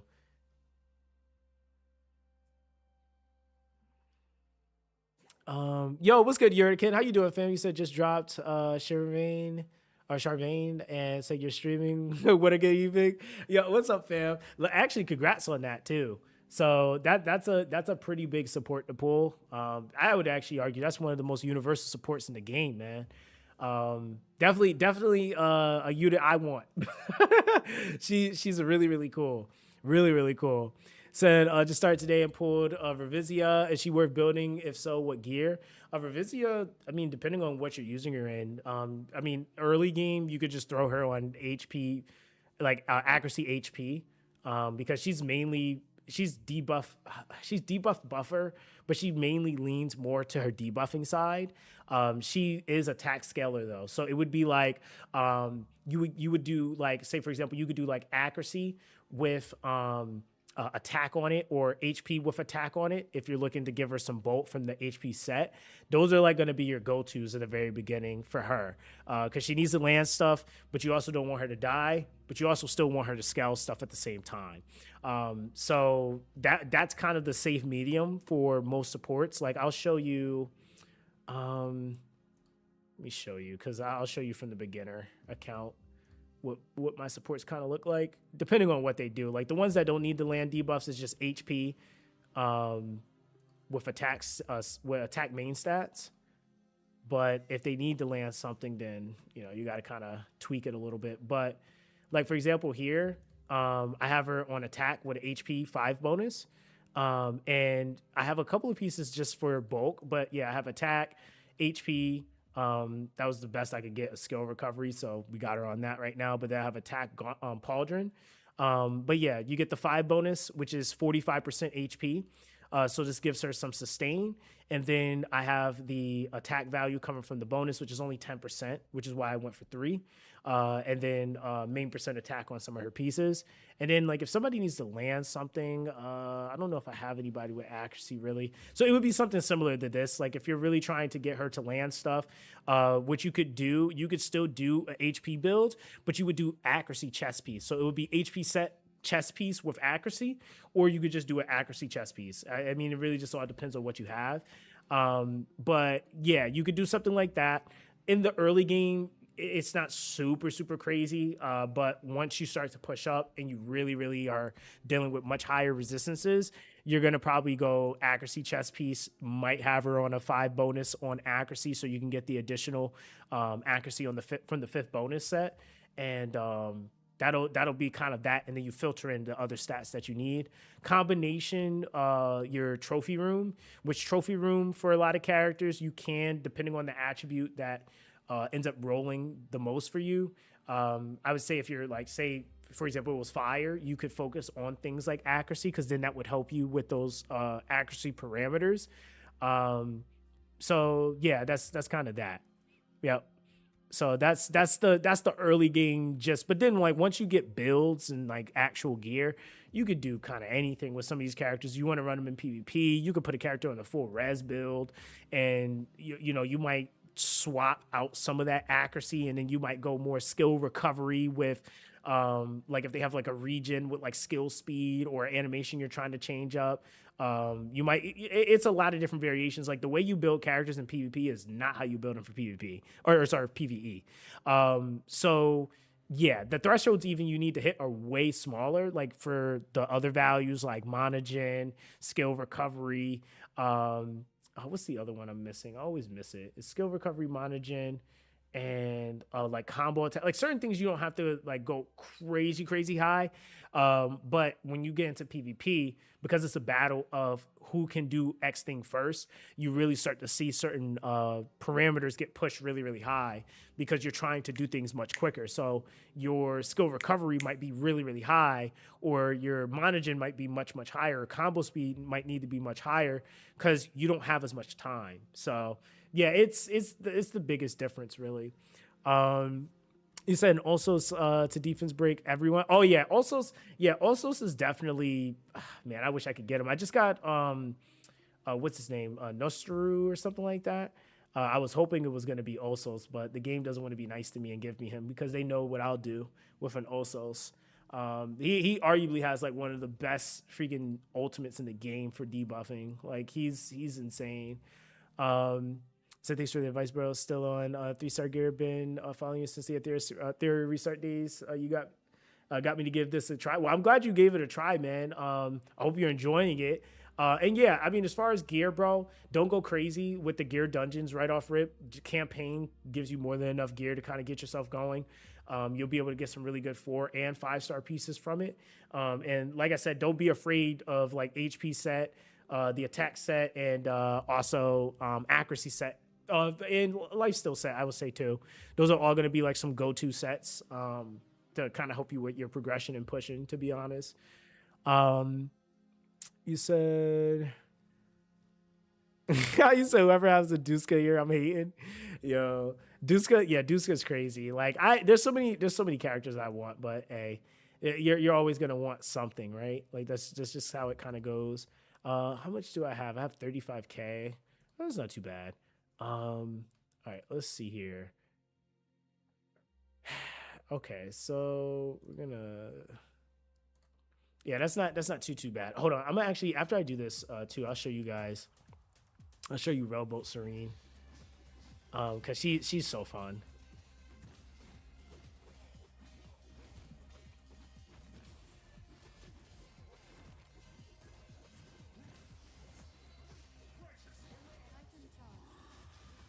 Dude, if they would have given Virtuous taunting, man, that would have been crazy.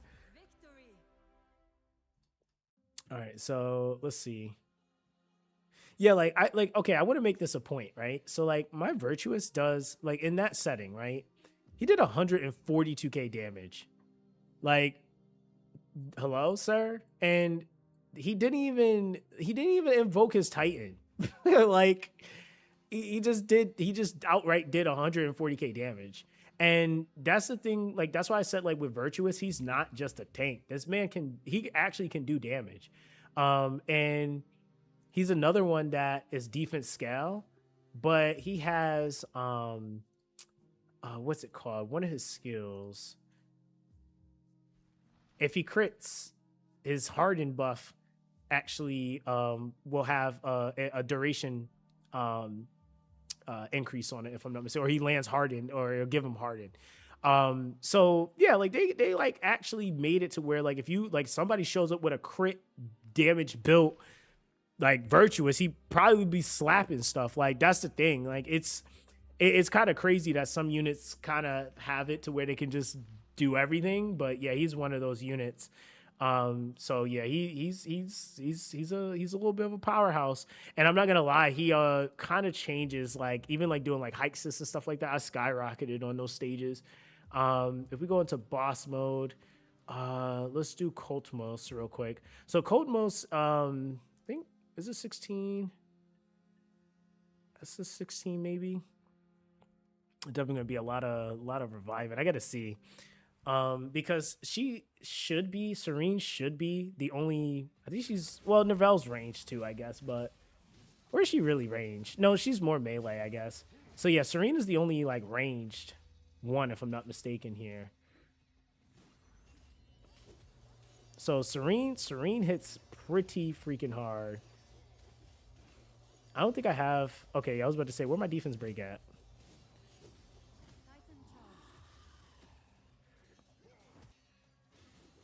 So Serena is going and doing the totems. I think she's gonna do those by herself, by the way. So she took out two. If I had more movement, see, this is a situation where if I had more movement speed, I'd be good. Like she's clearing the totems by herself on stage 16. Like it's like, so yeah, I might need to put her on a little bit more movement speed, and then I'll be good. Like that's that. But yeah, dude, that's why when people are like, I don't know, Serene's, I'm like, yeah, all right. I'm like, you definitely do not play this character at all, because she be blowing up stuff. And like that's the thing too. It's like her damage is just, it's like between, I think it's her A2 and her ult, between the two, and then her being able to generate ultimate mana so quickly. Yeah, she's really good. So yeah, this is not too bad. I could definitely make this much quicker, but we let it rock. But yeah, man, yeah, Serene is she one of the boys, that's for sure. I need Thao to like just do his thing. Okay, we got Lexus out here now. That should be GG.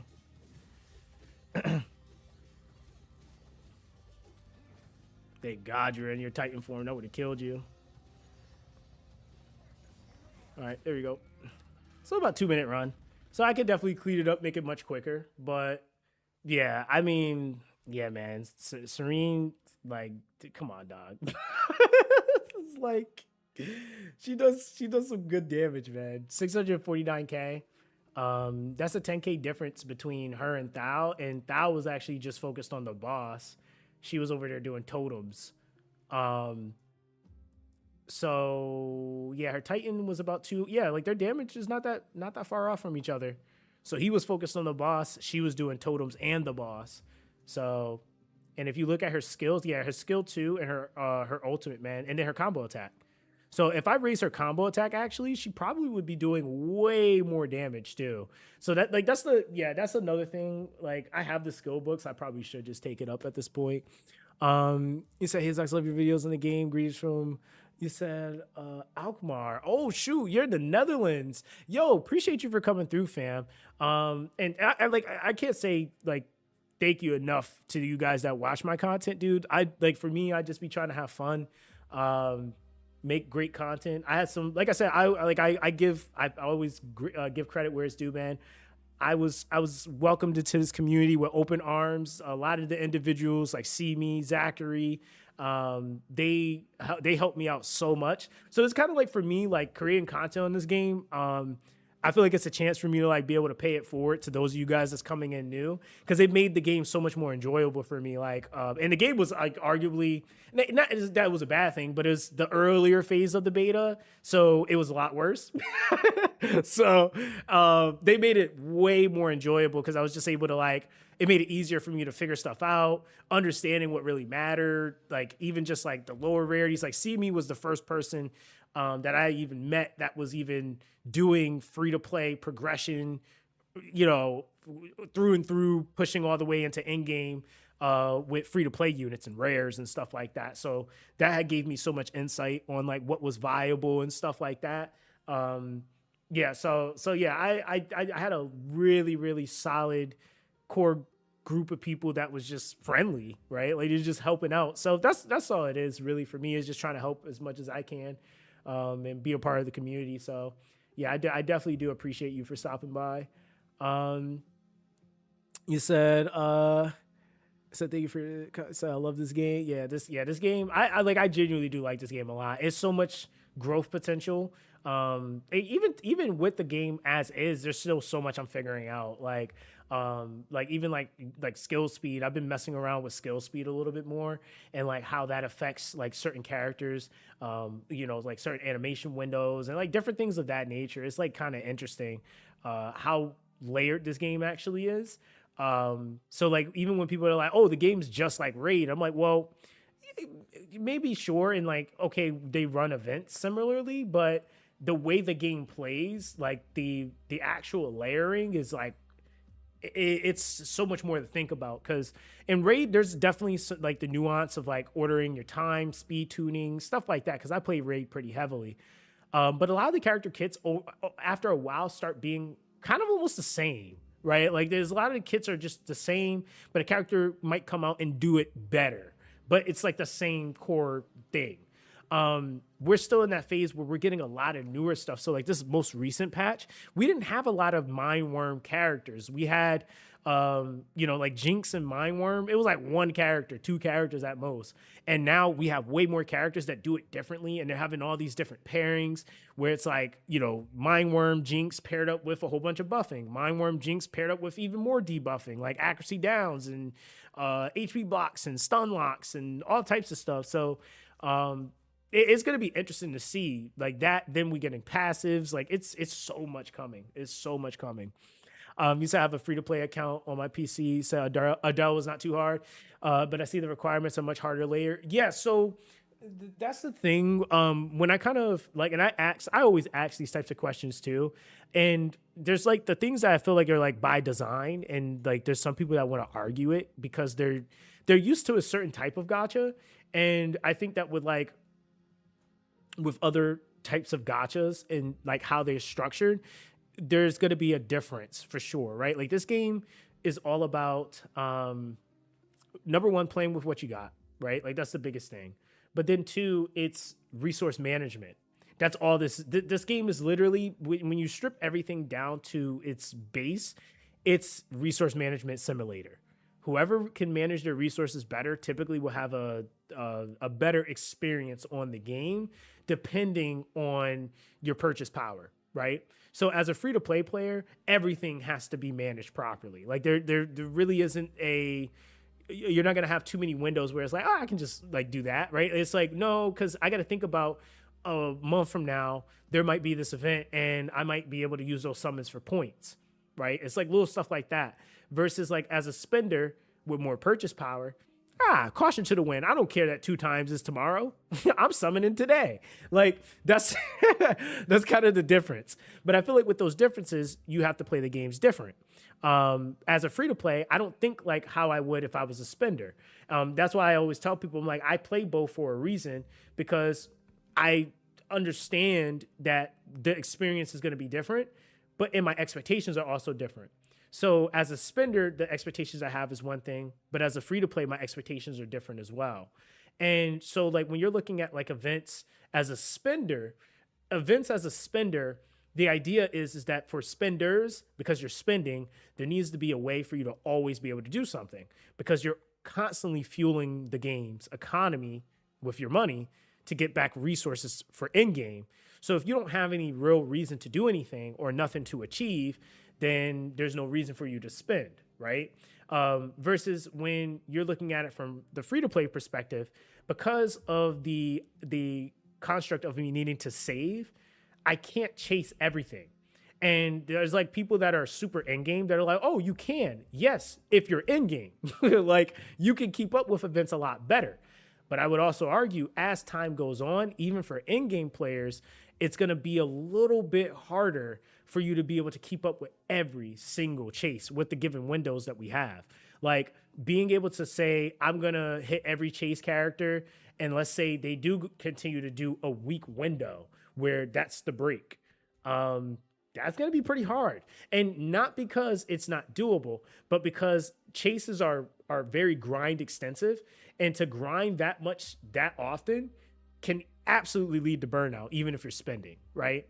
So I think it's like kind of like one of those things where it's like kind of depends on the person, but then it's also, it's like, again, for a free to play, you need time to accumulate. There's no way you accumulate enough in the earlier phases of your account to be able to do chase after chase after chase after chase. Even if it wasn't just about stamina, right? It's also about summons. It's about your time. Like there's so many other factors that kind of goes into it. So that's kind of also the luxury that spenders opt out of, is that because they're spending, they're buying time is essentially what they're buying. That's really what it is. They're buying time, and those things that convert into time are things like, energy. It's allowing you to farm more in a quicker, in a more condensed scenario, or more auto battles because they can sit longer and just let it auto battle so they don't have to look at it. It's more summons, so that they don't have to build up and log in every single day or do events to get summons. They just are going to buy them, and now they're hitting their pities quicker. So it's that, right? It's like King Dre was the same back in the heyday, even where free to players could get really powerful if you strategically, or if you were strategic and playing well. Yeah, that was the thing too. Like King's Raid, I miss King's Raid. I'm not gonna lie. King's Raid was one of my favorite games in Gacha. It was, and it was because of like what they did with the characters. Like that was one of my favorite things. Was like you could go to the tavern and like somebody could just show up and you could like decide if you wanted to recruit them or not. I thought that was like the coolest thing, because that was like, that's kind of like almost predating like before gacha really was pushed hard. Like it was like they had gacha aspects or elements, but like getting characters wasn't like, oh, you got to pull 50 copies in the gacha. It was like, oh, did this character come up or show up at your tavern today for you to talk to him? Oh, nah? All right, you might get him tomorrow. Like that was the coolest thing. And then the fact that you could buy out characters with free-to-play accessible premium or like the premium currency of the game. You could use the free currency and buy those the same characters. So yeah, they kind of cooked themselves though with trying to push too much of the things that were kind of outside of the great system that they had established. You said if they make them shiny like Pokemon, they will make a lot more money. Wait, what are you talking about? You talking about like the units or the Titans? Like, are you just talking about something similar to what like the chromas? Um, you said I pulled Chroma Sebastian for my first legendary. I'm hooked. Oh dang, you got a Chroma Sebastian? Yeah, you better not quit. There's gonna be some people that's like, wait, you got Chroma Sebastian? Yeah, dude, getting a Chroma, by the way, is like extremely hard. Like that's like I did. You guys see my pulls? I did a lot of pulls. I still don't have a Chroma yet. I don't even have an uncommon Chroma yet. So even getting a Chroma uncommon is actually like really hard. So yeah, GG to those of you guys that have one already. I'm still waiting for my turn. Like this guy, look at this guy. He even has a. I don't even have a Chroma common, dude. Like what's going on? My luck hasn't been giving me that stuff. Do. You said, I mean, the chroma are all silver looking. You said, oh, okay. So you're asking for like more of a diversity on the chromas. Yeah, I mean, like they could easily go that route of like shinies where like you get like the alterations with color variations, but it still is kind of similar to like the elements or attribute of the character. I know that they were taking feedback on chromas, but like to be fair, chroma means exactly what we see. So it's not like false representation. I guess that's the difference between like shiny and chroma. Like chroma is literally what we're seeing is that is literally a chroma. But maybe also like the idea of like the chromas having more emphasis on the element in it would also make it really really cool too. So yeah, that's the thing. So you said, but in Pokemon, every champ has a different color. No, but that's what I'm saying, right? Those aren't outright chromas. That's like that's their form of like shiny, right? That's not a chroma though. So like chroma, like I've seen chromas in other games. What they're doing with it is exactly what it is. So that's why I said it would be something kind of outside of it, where it would be like either a similar revamp to, I would at that point would be a shiny, right? Like I'm not even gonna call it a chroma, it'd be a shiny because it would be more emphasis on trying to make them look like you kind of give like that sparkle animation, but then it would be like different color variations with an emphasis of their element maybe. They would probably have to find some unique way to do it. But I know like in Pokemon, like they have like the crystal characters with all the different color variations and stuff like that based off the attributes. So there's so many different ways they could have definitely done it. You said I think it would make it more special. Yeah, I agree. I like the chromas on certain units. I will say that. I think some people think like they're like, oh, Zox just likes all the chromas. No, I think some are okay. Like they're not the best. But I think there's some chromas that do actually look pretty cool. And then there's some that are like, I can go without that, right? Like one chroma that I really like a lot is actually Aspral. Aspral's chroma looks like really, really cool. I feel like chroma on Virtuous would actually look really cool too, but yeah, good luck getting a Virtuous chroma, you know? You said, yo, what's good, Plank Walker? How you doing, fam? It said, you said off my first legendary is Colodon. Colodon is not bad. He's not a boss unit though. That's really the thing with him. He's great in basically every other area you want to throw him in. If there's some sort of AoEing that needs to be done, Colodon is also, and I will say this, I fought my fair share of Colodons in PvP, and that man do not be dying. Like Colodon is kind of low key. He's a problem character. I think he's a little underrated, but I'm not really looking forward to seeing people start to like double up with some of these units in certain situations. He's one of those characters I think that low key might be annoying to fight. But Colodon is definitely a AoE character. Like that's what he does. Like he's not necessarily the bossing character, but he is good at that. Like he is. So I know some people are gonna be like, oh, it's Colodon. That's a rip. It's like, no, Colodon's still very good. He's not like a Devi. Like Devi's nuking bosses to oblivion, but Colodon does his respective job really well when it comes to AoEing stuff. So I made the mistake of progressing too fast. The game put me in late game bracket for the chase instead of the much easier one I'm supposed to be in. Are you talking about like? Are you talking about like your next chase rotation, or was it the first one, or is this your first one? Because to be fair, like the parameter is really low. Like it's you didn't do anything wrong. I'm gonna be honest, because like it's I think it's level 30 or 35 or something like that. Dude, you're gonna hit 35 in your first 2 weeks, like easy. Like there's almost nothing you can do about it because if you were pursuing a chase, you're going to hit that level. Like I'm 37 and this account is 2 weeks old, or my free to play account is 2 weeks old, right? So that's kind of to get like to paint that picture. It's not hard to hit it, so you didn't really do anything wrong versus like what was done by design. I don't think that, and I think that that's why they're like there's already the devs already mentioned like reworking and constantly reworking the events and stuff like that until they get until they hit the sweet spot. Because yeah, that's one thing that they're going to try to lighten the load up on is that transition, because it is a little bit harsh, right? You really aren't at a point yet where you're able to really do much. But I would also argue too, honestly, after your very first chase, you pick whatever chase you want to do, and that's probably going to be the best way I'll push it from here on out for people. Like I feel like Ardell, Tyrannus is great, but I also feel like Ardell generally is just much better for most people. Ardell chase I think was a great starting point for people. You got whatever respective legendary that you have.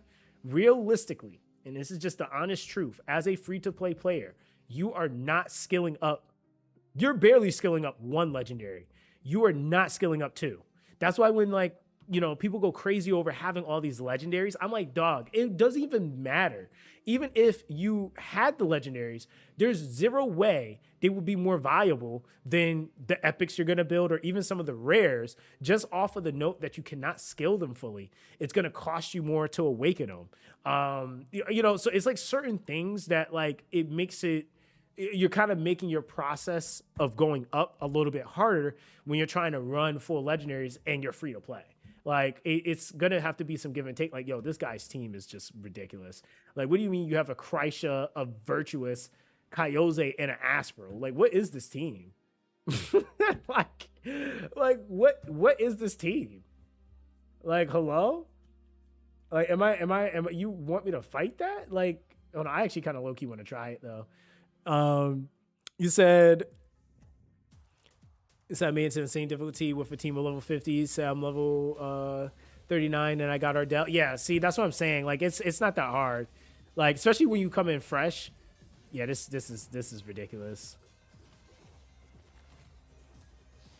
Yeah, they caught me lacking.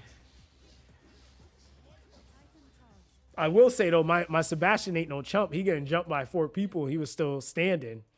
You know, Sebastian wasn't taking that L easy. But that's okay. Let's see here. Go with that. I'm trying to get rid of some of these tokens. He said, I think the game is doable. Yeah, it definitely is. I think also too, like as things lighten up, it might be where they might make it to where free to play can maybe do a chase or two back to back. But I think at some point you're going to have to skip a chase so you can save. Like you're just gonna have to, especially if you're trying to look to get the most out of it. And then I was also like kind of thinking about it too, like, you probably want to make sure that you're also looking at like what units are coming into the game. You might want to skip one because it's like, are there any units that came into the game that I think I would be okay with if I randomly pulled them? So like granted, you can't control everything, but those are just the types of things that I'd be thinking about. Like this patch felt like a really good patch to pull on because there's a lot of stuff coming into the game that I was like, ooh, that would be really cool to get. Like Kosmi coming into the game, I wanted Kosmi so bad, but I'll take a Virtuous too. I was like, I'm not gonna complain. Virtuous is a good pull. You said you said which stats to focus on trophy panel attack crit. So it depends on a couple of things. I really honestly think most newer players is probably going to be accuracy, low key, because accuracy is going to be a big payoff later down the line because you kind of need accuracy to land stuff, and that can make or break whether or not you're able to clear something now versus later. And considering that you might not have the skill up investment or even the awaken tree or awaken investment, accuracy is really good. Crit obviously is a good one. Um, Attack you can kind of do anytime because attack is uncapped. Same thing with like HP. It just really depends on what you have. Are what you're building scaling off of attack? Do you care about that, or are they scaling off of defense, HP? Like it just really all depends on what the main focal things are in your account, what attribute they are, right? But I definitely would say that accuracy I think is a big one, no matter what element you're looking at. And then like crit is definitely a really big one. Combo speed has certain thresholds, so it like combo speed might not necessarily be the very first thing, but it will be something that you want to do at some point. Um, Attack is definitely not a bad one. I think that that's a general one you can do. Skill recovery, same thing. It has thresholds too. But yeah, I would say probably accuracy, crit would probably be like the two main ones I would really lean into because you can kind of make up for attack, but there's really no other areas that you can make up for crit. Um, Combo speed is also another one of those stat values. Like there's not a lot of other places you can make up for it. And the current gear in a lot of builds, you're not going to sacrifice certain stat values for like combo speed because you're still trying to hit those thresholds. So yeah, I would definitely say that like crit is another one too. That you can go for because you don't really have much access anywhere else. So it's like if you're doing a crit build on a character, a lot of the times you have to run a crit glove. Like you have no choice. So yeah, any way you can kind of help with that, achieving that, it'll obviously make you do more damage more often or procking the extra elements in a character's kit. Because the other thing is too is there's some characters that don't necessarily, they might not necessarily do the craziest amount of damage, but if they crit, there may be an extra effect that you really can take advantage of. But yeah, I would say it would be along those values as a whole. Is this Ono's? This can't be Ono's real team. Um, it's an accuracy first. Makes sense. Thanks for your insight. Oh no, I appreciate you for asking. So for new accounts, it seems easier to get the points, but I think Zox knows more about the requirements. Oh, for new players, it's like PvP, for example, is kind of stupid easy. I would be honest. Like none of the stuff for a new player is hard. Like none of it. Not arena. Not. I did literally everything minus Sakael because I missed it. Like that was it. That was like the only reason why I wasn't able to do it is because I missed the window. But for a fresh account, like I'll go back to. I'll show you what my events are looking like right now. The problem for me is that I'm playing 3 accounts, right? So it's like trying to be on top of all 3 accounts and making content at the same time. Yeah, that could be a lot of work, right? But I will say, for what it's worth, like when you look at the chases, like, dude, the point requirements, like, okay, I did the first one. I'm already on the second one for Arena Rush. If I actually have been sweating this, I would have probably been almost done with Arena Rush already.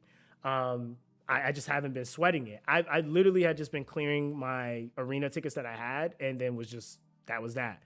Sakael, I literally missed. Same thing with the Essence Hunt. I missed that as well. Crest and Omnisci, I will say, these two are probably the hardest out of everything. The reason why is because out of every dungeon type you can farm, Omnisci and Crest Hunt are the worst ones to farm. Like, period. There's nothing in the game that's worse to farm. And it's so random, in fact, that and shout out to Lou Bear. Lou Bear, the homie Lou Bear, we're in the guild together, Mythic. He farmed stage 16, Crest, okay? And within an hour, he only got 5 gold Crest to drop, okay? I farmed stage 12. So I want to mention that's a 4-stage difference.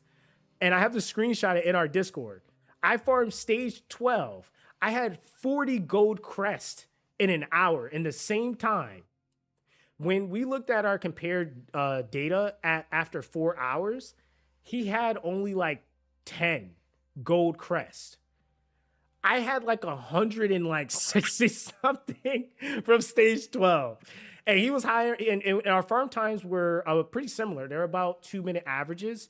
I might have been doing 12 a little bit quicker, but it was around like 2 minutes.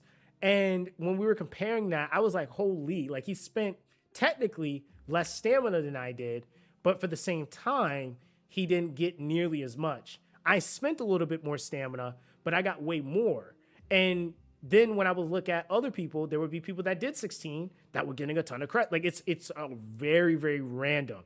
And the thing with the point accumulation is like for him, his points weren't as high because he wasn't hitting the gold crests. My points were way higher than his because I kept getting so many gold crests, so I got way more points. And so that's kind of the thing with the essence hunt. Even when you're climbing, like the problem is that there is a minimum for these. Like you're not going to be doing omnisci or crest hunts unless legit, right? You're at like what stage is that? You need to at least be at stage 8. Period. Like there's just no reason you're doing crest farming or even omnisci at stage 7 or lower, because the points that you get from getting those lower tier crests, you're just gonna have a hard time hitting the point threshold you need and spending way more stamina to do so. So getting up to like around this threshold, stage 10, kind of the sweet spot. Stage 11 is, and higher you go, the better. So this is the one where it's like for sure the higher up you go, the less stamina you spend.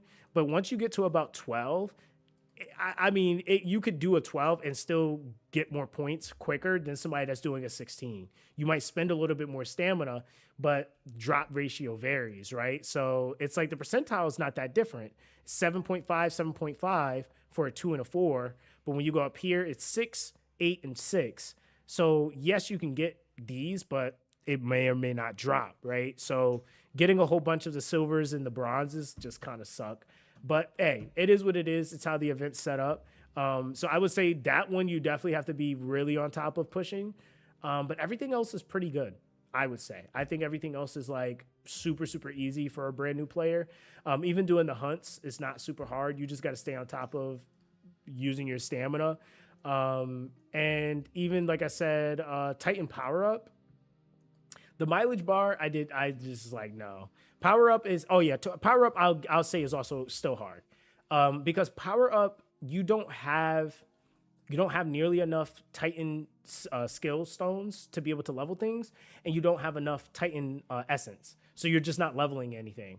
I did a mixture though of farming Titans and like getting the essence and holding on to EXP or XP to be able to level things. So my Titans for an account that's like 2 weeks old, it's actually a little bit more invested than probably most people that just hit that 2 week threshold.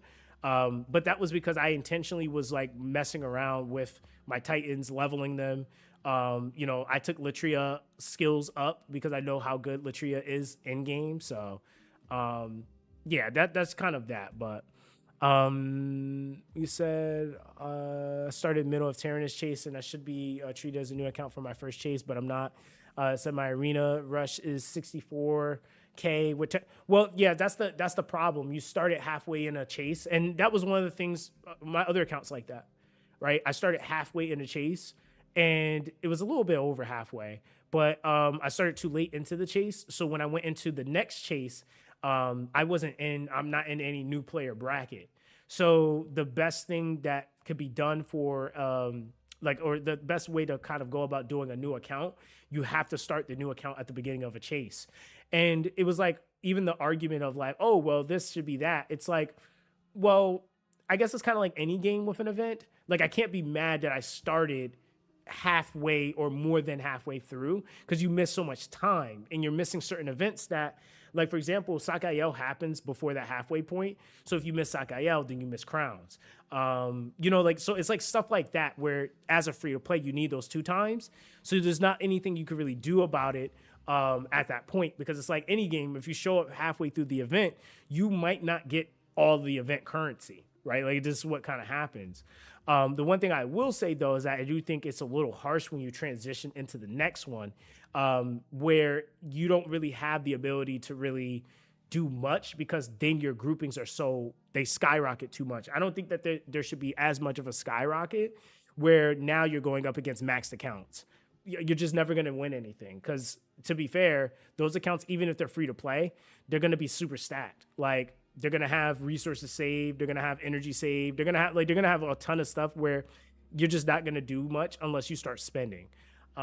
So yeah, I think that's why, like, I think they mentioned that they're gonna have to lighten that load, and even like resource return, like certain things to kind of help that middle process of you transitioning.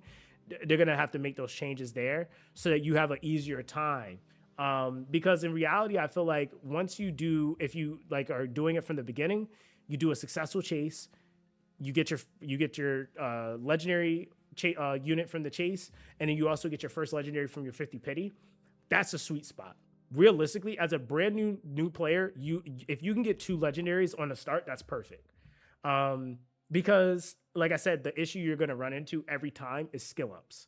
So a lot of people make that mistake where they're like, "Oh, I got these legendaries, cool, cool, cool." But it's like, at what point is that legendary the legendary that we talk about? Is it when their skills are at level 3, or is it when their skills are at level 7, or is it when their skills are completely maxed? And to identify that will really save you a lot of headache later down the line. In my opinion, I feel like that's one of the things a lot of people do way too early is they throw things to the side, not realizing like, okay, yeah, I may not have put that much skill ups into that, but like, to be fair, a Danos, point in case, can play in-game content, right? So me 6-starring a Danos or building a Danos, it's not a waste. So this is a very, very viable character. A Falre in-game content is very viable. She's worth a 6-star. Plumia is worth a 6-star, right? Belmore, worth a 6-star. Ruger, worth a 6-star. There's so many units that I could go through that are genuinely worth the 6-star and would give you a ton of value and progression push. And then also would be easier to skill up, even if you're not taking them all the way to max, just simply because they don't need as much skill books and the skill books required aren't as high. So even like for those that are like building up certain uncommons, people can max out their uncommons because this is why. It only requires rare books. People might be like, I don't want to use rare books, but to be fair, some of these uncommons they're pretty damn good. Like Rugar is one of them. Reki is another one.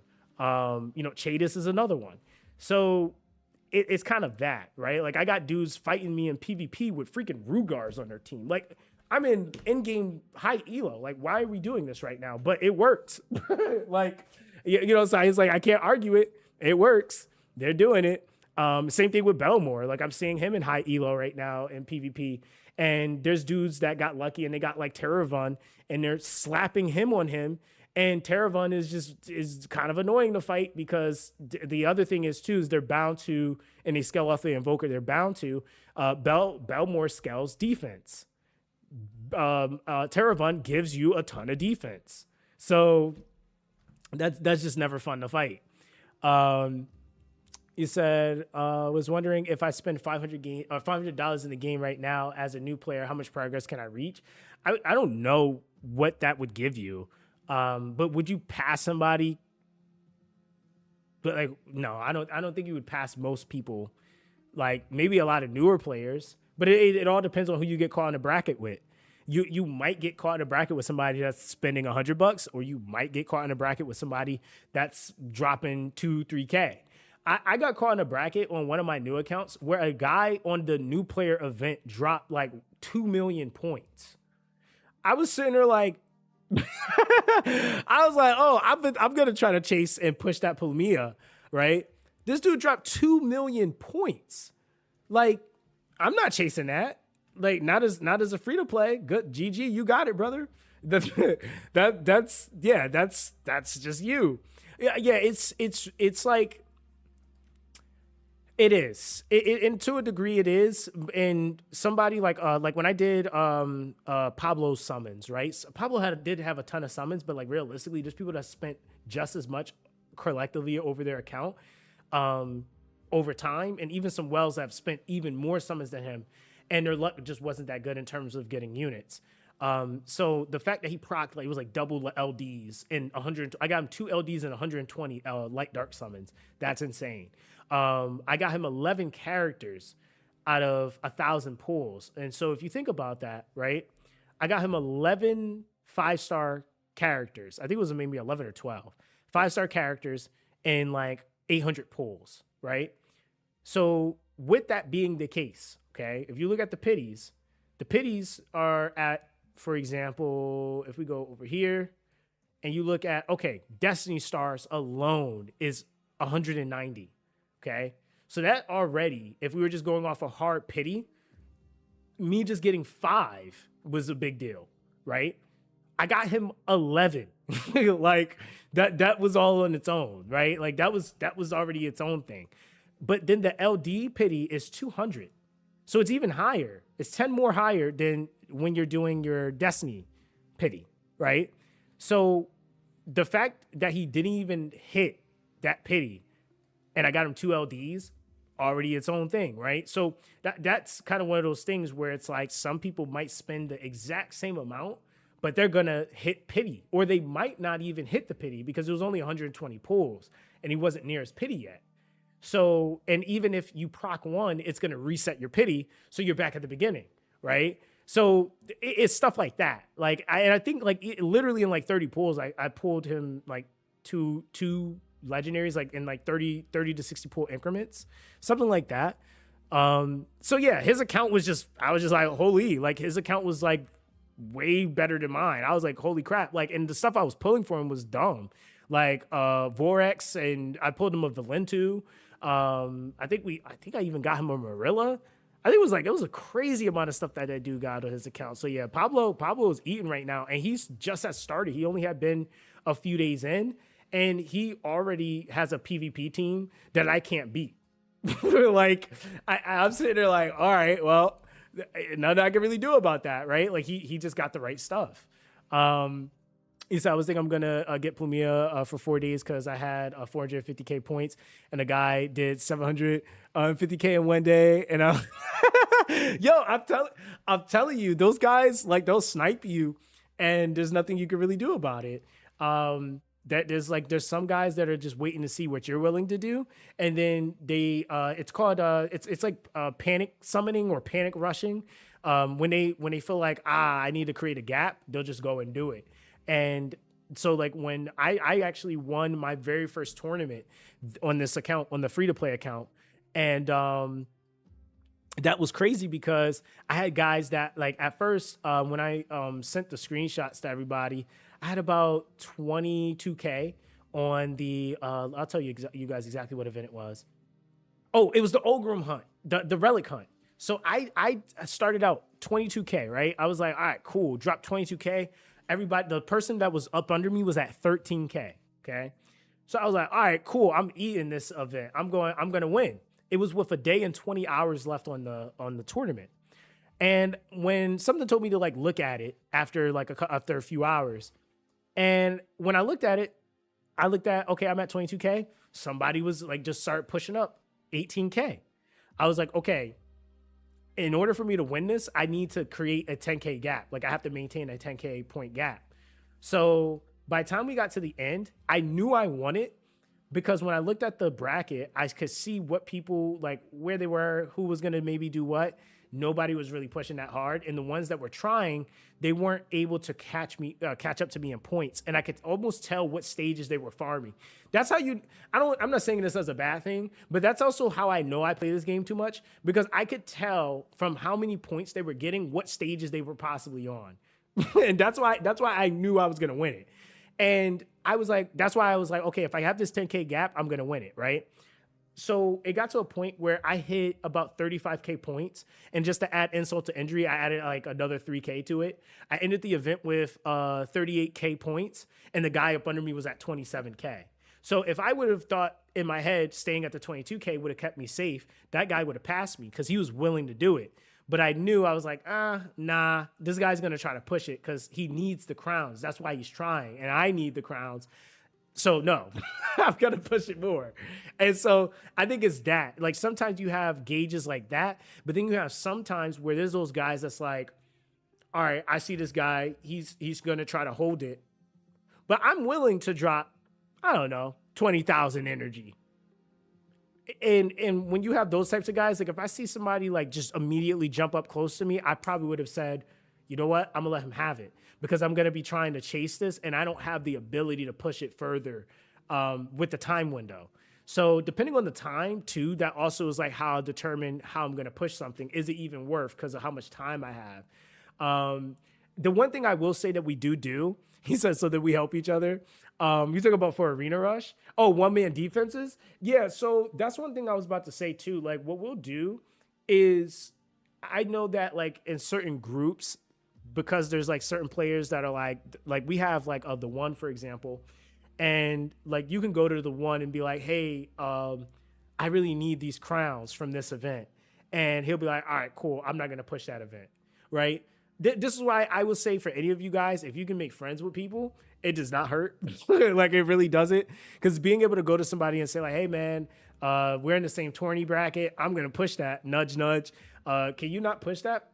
Please? Like you're like, it's like the end of the event and I really need that. Like that makes a difference too.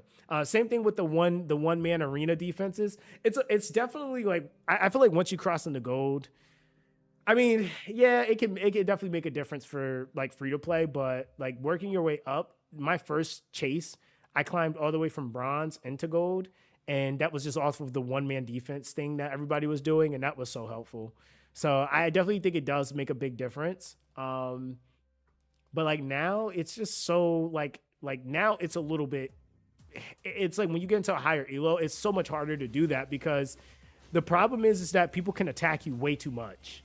I think that that's also the issue we have right now. Depending on who's attacking you, you'll go to sleep. Like say I go to sleep at like 2.6k points. I will legitimately wake up at 2,000 points. And I'm like, yo, I got hit for 600 points. Like what happened? Like, why am I getting ripped like that? Like they treat me like a Beyblade right now. Like that's a lot of points to lose in the hours of you sleeping. Like you just dropped 600 points. And the crazy thing is that that's enough points to drop you a bracket, right? Like, so sometimes like people are climbing into gold and they'll be at like 19 something and they'll hit like 20, let's say 21, 22K. And then they get dropped below the threshold to stay in gold, which is 2K. And now their weekly rewards are messed up. So it's like you got to be careful with that too, depending on where you're at, which is why I don't think you see a lot of the higher tier players doing it so much unless they want to intentionally drop. But yeah, that's just kind of like one of those things. But yeah, it's a lot of methods to the game, I feel like. But yeah, my free to play account, yeah, I'm like definitely one man defense because it doesn't really matter so much at that point. I'm never gonna climb into gold that early anyway. You said you pulled the Devi of the. Oh, congrats! Listen, that's an easy must build. If you have Velexos, GG. You just kind of win. You just win at stuff. You just win at stuff. Yeah, if you got a Devi, that's an immediate like shift. I don't care what you have. That you just build her. That's your focus. Skill books going to her. Like she is amazing. And you like one of the things I'll also say with this game too is like one thing I try not to get so concerned with is like, oh, is there maybe something better that's like no, build what you have. Like that I think that idea of like, oh, is there something better coming? Like if you play like that all the time, you just end up never building anything. Let me see. This team might be feasible. We'll see. Yeah, you end up never like really building much. And the thing is too is like there's always going to be something potentially better. But yeah, Devi is that's a no-brainer right there. She's really good. I don't know about this. Killed my oh man, I don't know. Yeah, they got me.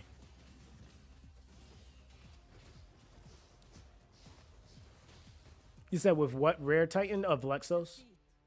Velexos, the Magi rare. That is her best in slot pairing. It is very OP. It is crazy to think that there's people that have double Devis right now and they're running double Velexos with her. Like those guys are like doing speed clears on some of these bosses and stuff like that too.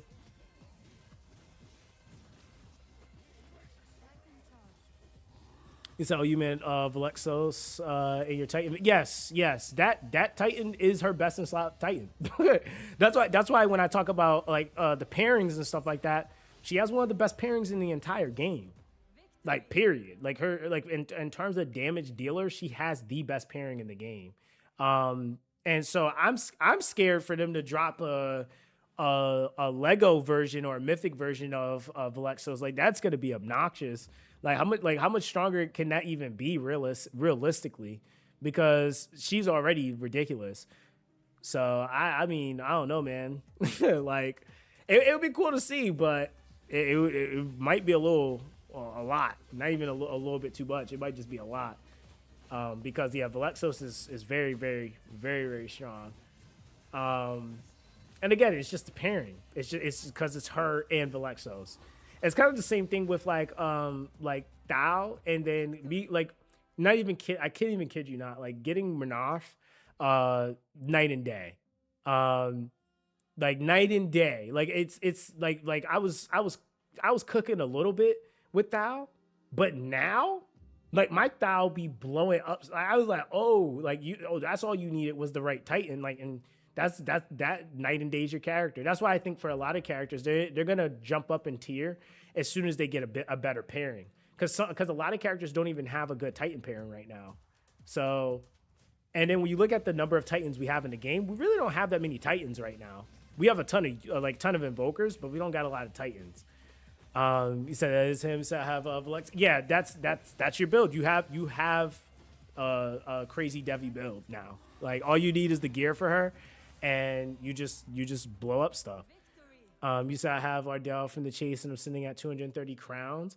You said what should I prioritize from the event shop now that I don't need the legend himself. Legendary Codex, Destiny Stars, or something else. Codexes are always going to be great pickups. They limit you on how many you could buy in the first place anyway. So I think that is always kind of like, if you have it, sure, you can absolutely go for it. It's also not that much. It's 40 crowns. So 2 Legendary Codexes. I will say 100 absolutely go Divine and Miracle Orb. I mean 1,000%. That's just if you have 230 and you don't need the Lego. The other thing is too, this is one thing I would think is worth considering. Just as food for thought. You can run 2 of a unit in this game. Just food for thought, right? So I just want to throw that out there. It's like the chance of you maybe getting something you know, like there's that part. Like I will say, right? I don't shy away from duplicates at all, because duplicates can be, and this is one factor I don't think a lot of players are thinking about. In a lot of content, you might end up finding that your best in slot might be 2 of something, and I would say it's like it might suck now, but I think the payoff later, when you're realizing like, yo, like right now, I dawned on me because we were just talking about that. Tolerances are going to be an absolute pain in the neck. And if I have 2 of one character that does a specific dungeon or like boss stage good or extremely good, and I can just build a second one versus trying to pull a whole nother one or whatever it is, you could absolutely cook with that. Like, for example, one character that I'm like, yo, that's going to be crazy on the next rotation is actually, let me see. If we go over to Authar, right? So Authar at 16 is grass. So 17 should be wind. Then 18 will be water. Then 19 will be fire, and then it'll be back. I think, wait, no. 8, yeah, so 17 wind, 18 water, 19 fire. Yeah, then back at earth. So when I'm kind of thinking about that, I'm like, all right, cool. The stage that's my bottleneck right now is technically 15. That means that my next bottleneck stage, depending on the parameters, is going to be 19. So if I build up my Matesu, then that gets me past that bottleneck. But now let's talk about stage 19, which might have, well, not even might, it's going to have much higher tolerance requirement. And then you look at my account, I got, what is it called? I got double Matesu, right? So I pulled a second Matesu. So now that stage that would have been more than likely a bottleneck for me, I have 2 units technically the same unit that I can build, and he can actually do that same job of now being my second damage dealer and just handling the stage all on its own if I need it, right? So like I kind of think about that. It's like I might run into a situation where it's not going to cut it. Where if I'm running Matesu and Red Riot, I might actually be better off with another Matesu because he has all the necessary things, and now it's two of him running around, double AOEing, double defense breaking, double heal reductions, like all that crap happening twice. So I'm not saying that you got to do this with Ardell, but I just always think that it's worth thinking about that because tolerances do exist. Running doubles of things is pretty common. Like even for like my Spire, I run double Nerval. Like people are running double Devies right now. I've even seen some guy, he was doing a double Caladon for something. And I was just like, what the heck? Like, so doubles are not the worst thing, I would say.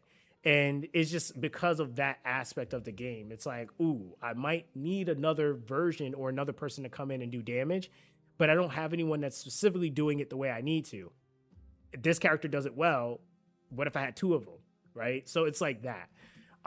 So even in the stage where it's like, okay, I could have ran Red Riot, but she has weak attribute disadvantage there. It's going to be better for me to run my Matesu with another Matesu at that point. But yeah, I would say outside of that, if you're looking at like, you're just like, hey, I don't care about the unit, whatever. I would say definitely the Divine Miracle Orbs, because you're not getting those that often. Those are going to be absolutely the best place to put those crowns. Legendary Codex. Prism, I think, is really good if you're trying to build, even if it's just stockpiling for a legendary invoker or a Titan that you want to build. I definitely think, though, that getting the Destiny Stars could be nice, but Wonder Orbs are also really nice as well. I would say if you had to pick between the two, typically it takes longer for you to get Titan stuff than it does for you to get character stuff. So it would always still be in this order. I would always go Miracle Orb, then Divine, just because technically it's harder to get a Miracle Orb than it is to get a Divine Star. They're both hard to get, but Miracle Orbs and Titan anything is just way harder. Then Wonder Orbs would also be another thing because you still have a chance of getting a legendary from that, and that could be game changing. And then Destiny Stars too are still really good. So even if you went half and half, like 50 and 50, that could still work. And I feel like everything else generally is pretty accessible. So if you can get it, sure, why not? But I don't think you have to go crazy over rare prisms. I don't think you need to go crazy over rare codexes. Epic prisms, I mean, they're nice, but you don't have to go crazy. And same thing with epic codexes. It just really all depends on what you may or may not need. But yeah, that's what I would really prioritize, are those things. Outside of, again, if I get a duplicate. I guess to answer the question too that might come up, is Ardell good in a potential duplicate situation? He can be, right? Because the thing is that what he does is he's not just defense breaking, he's stealing buffs, he's blocking passives, he's like, so he has a lot of layers to his kit. So there might be a situation where he could be good having two of them. Do I think it's a must-have? Not really. No, I don't think you have to go crazy with him. I think one Ardell is good enough, but there's some characters where I'm like, nah, having two of them is crazy. Like a double Matesu, crazy. Double Caladon, crazy. Double Devi, crazy. Double Naval, crazy. Just because of what those characters do and how they do it. They'll do their respective content really well. Even like double Sebastian, I even will say is kind of nuts because you'll just have constant rotation on your crit damage up buffs and stuff like that. And then also the region, so it's like the heals still kicking in and stuff like that too. So it's really good combo. You said the Resident Arena Daily Shop is kind of mad. Oh, you're talking about the energy? Yeah, the Bazaar for the 100 energy. Like, this is actually a must buy when you're talking about like having enough energy throughout the 3-week period for the events. You have to buy this energy. That's why doing PvP, you have to do PvP. Like you said, everything else in here is kind of whatever. The only other things like on my free-to-play account that I've really been prioritizing, when I got to the end of the week, one thing that did kind of help me with like, because people are looking at like, yo, how you got so many 5 stars? And I'm like, bro, I was over here. I'd be buying them echoes, man. I'm not going to lie. If you know you're maybe short, I wouldn't even worry about this. I'll say the echoes, man. Echoes, skill books, just kind of my go-tos, I feel like. because if Titans, like, it's cool if you can get them built up, but you don't have to go crazy skilling up everything and stuff like that. I would just say get your star rarities up as quickly as you can, flesh out your spires, skill up who you can that really is good on your account that needs it, and then you save. The monthlies, even I would even argue, is pretty good too. Um, like the bigger monthlies to consider, I would say, and this is something we talk about more in endgame. Titan Hearts, really, really good. Titan Heart, the base one, is really, really good because you have characters like Litria that does not have the ability to get dupes. The only other way you can get a Titan Heart is from doing your, I think it's your monthly quest. And so Titan Heart from that is really, really good. The Elder Titan Heart is also really, really good. It might take you more, more of a window of time to save up the points, but that's for legendary dupes. So a lot of free to play in game players are fixated on that and saving for that because it's their only means of getting the dupes for legendary titans. So there's kind of that. But everything else in here, like the divine star, miracle orb, it'll just be a more or less picking of what you're maybe closer to. Are you close to your pity? Like what are things looking like on your account? That's kind of that own its own thing, I guess. You said I saw someone pulling Syndrake today. He was level 13. That's not, why is it always like that? It's like, dude doesn't even really play like that. It's like, yeah, I'm gonna pull a Syndrake today. You said Love Dragons was a bit jealous. Yeah, that's a thing too. I'm also like, I always try to keep that in the back of my head. It's like, man, like it's cool that guy got that, but there's gonna be something else that's cool, and I might want it, and I might be lucky enough to get it, right? Like you never know. Because even like I said, like me pulling Virtuous, I had zero idea it was gonna be Virtuous. I actually, not gonna lie, I wanted Virtuous, but I really wanted Pseudosine. I really wanted her. Her kit. She's one of the best debuffers in the game. Like I was like, dude, like if I get her, I just destroy everything. Like outlier stuff, like Omnisci, Crest. Like I'm just gonna destroy all that stuff because she is so freaking good. And I got Virtuous, which I was cool with. But if I would have got her, oh man, like that would have been insane. That would have absolutely been insane. So it was like, okay, I could take my W's here. Pseudosine would have been, she would have been super, super good to get. But hey, you take what you can get. And it's kind of like also too, it's like, I could be that guy like, oh, I don't have Skolos, but it's like, bro, I got a Sebastian, I have a Thao, I got Tasia, I got really good units. So I'm just, I'm just taking it in as I get them, not putting any extra pressure on it, because it's like at this point, with the way that they're implementing characters, I'm like, dude, I want everything. Like I want everything at this point, and I think for me, it's not even so much about having them; it's because I want to test them. It's like I kind of want to test that unit now. Like this unit, like that's what Sakamoji was like that. I was just like, dang, dude, like I really just need him so I can test him. You said that's also super cool. So that guy jumped out of his chair. Said nice to see somebody happy, and that's like for me. I'm not gonna lie, I am actually like genuinely happy when people get something really cool. Because yeah, like I think there was a guy that was actually playing. Might have been, was it Namco? He pulled a Chroma Venato. I was like, bruh, like you know how crazy that is.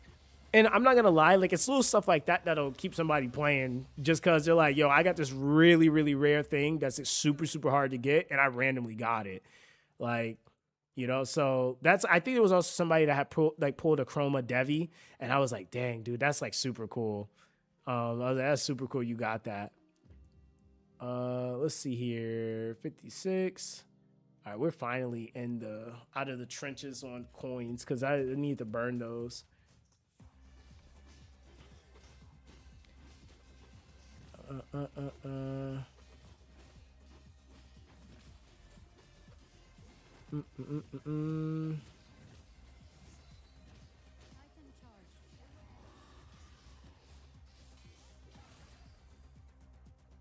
Oh wait, did I send him the wrong thing? Oh, hold on. I might have sent it to him. Let me see. Why do I keep doing that? I keep sending him the wrong video. Dude. Like my editor is gonna fight me. I'll make a video and I'll like send him the 52-second, not even the video. And he's like, what is this? Like, what is this? This isn't what you were supposed to send. Okay, we'll do that. All right, here we go. Okay,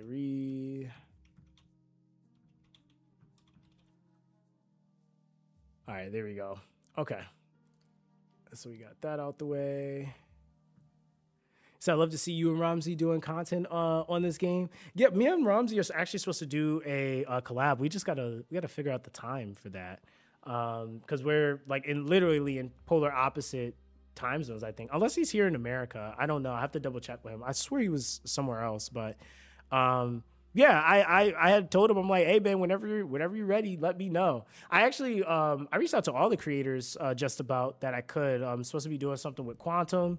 I'm gonna be doing something possibly with Namco as well, because Namco does speak English, but I know he primarily does stuff in what's it called in Spanish.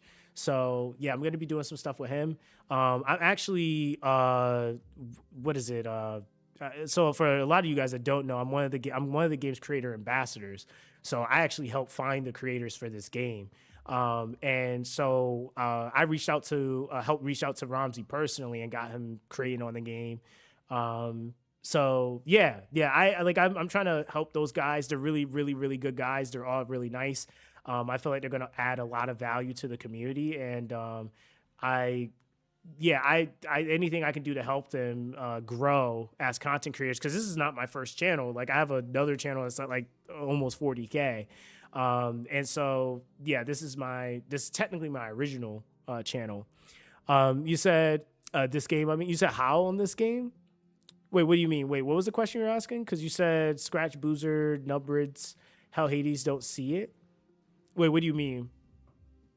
I mean, to be honest, I don't think Hell Hades would cover. I don't think Hell Hades would even cover this game, just simply because he's focused on his own game. That and Raid. Boozer maybe, Nubraids maybe, Scratch maybe, but like to be fair, they're already established. So sometimes like when you're established, there needs to be an incentive for you to come over because you have a likeness. So it's like, why am I going over there?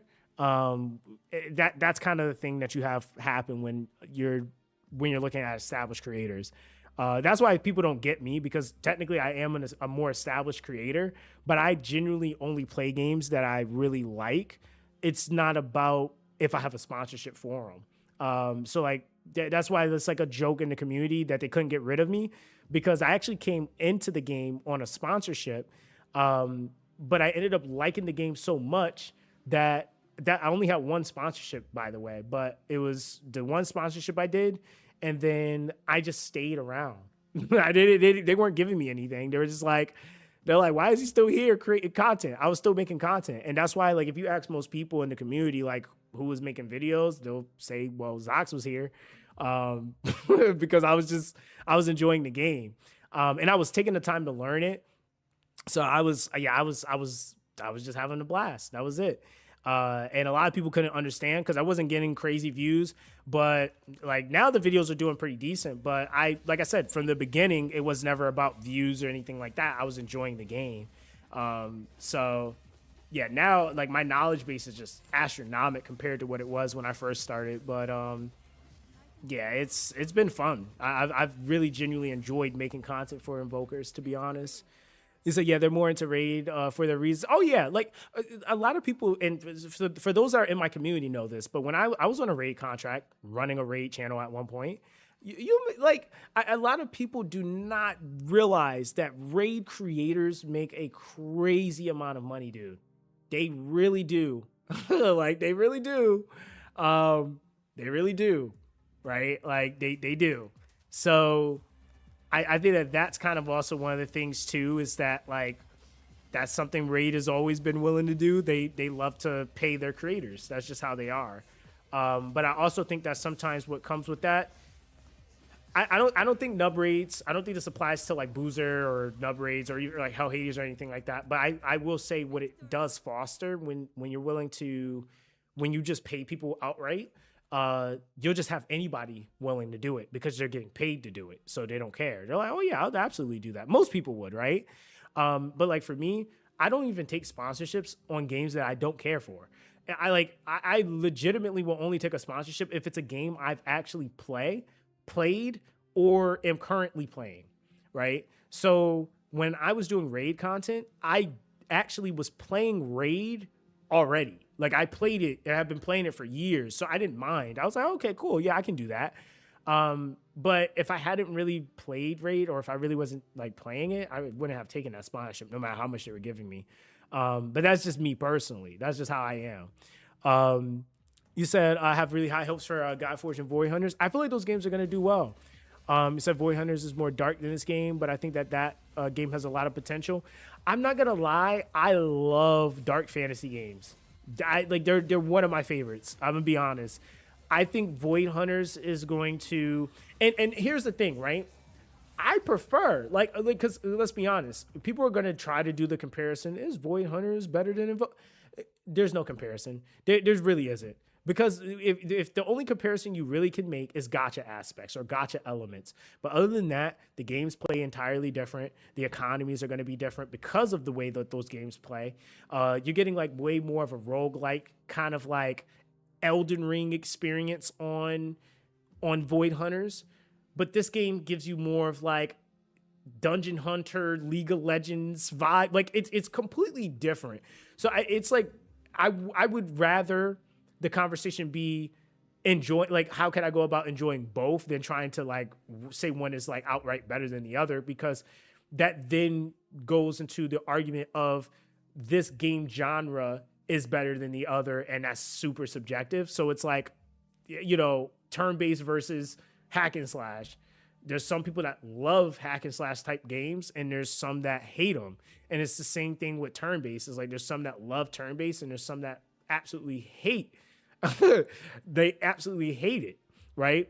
So it's always just a subjective argument at that point. But what you can argue that could be better is like I said, the gacha element of the game, right? Because they'll both be gacha. So it's like, which one does gacha better?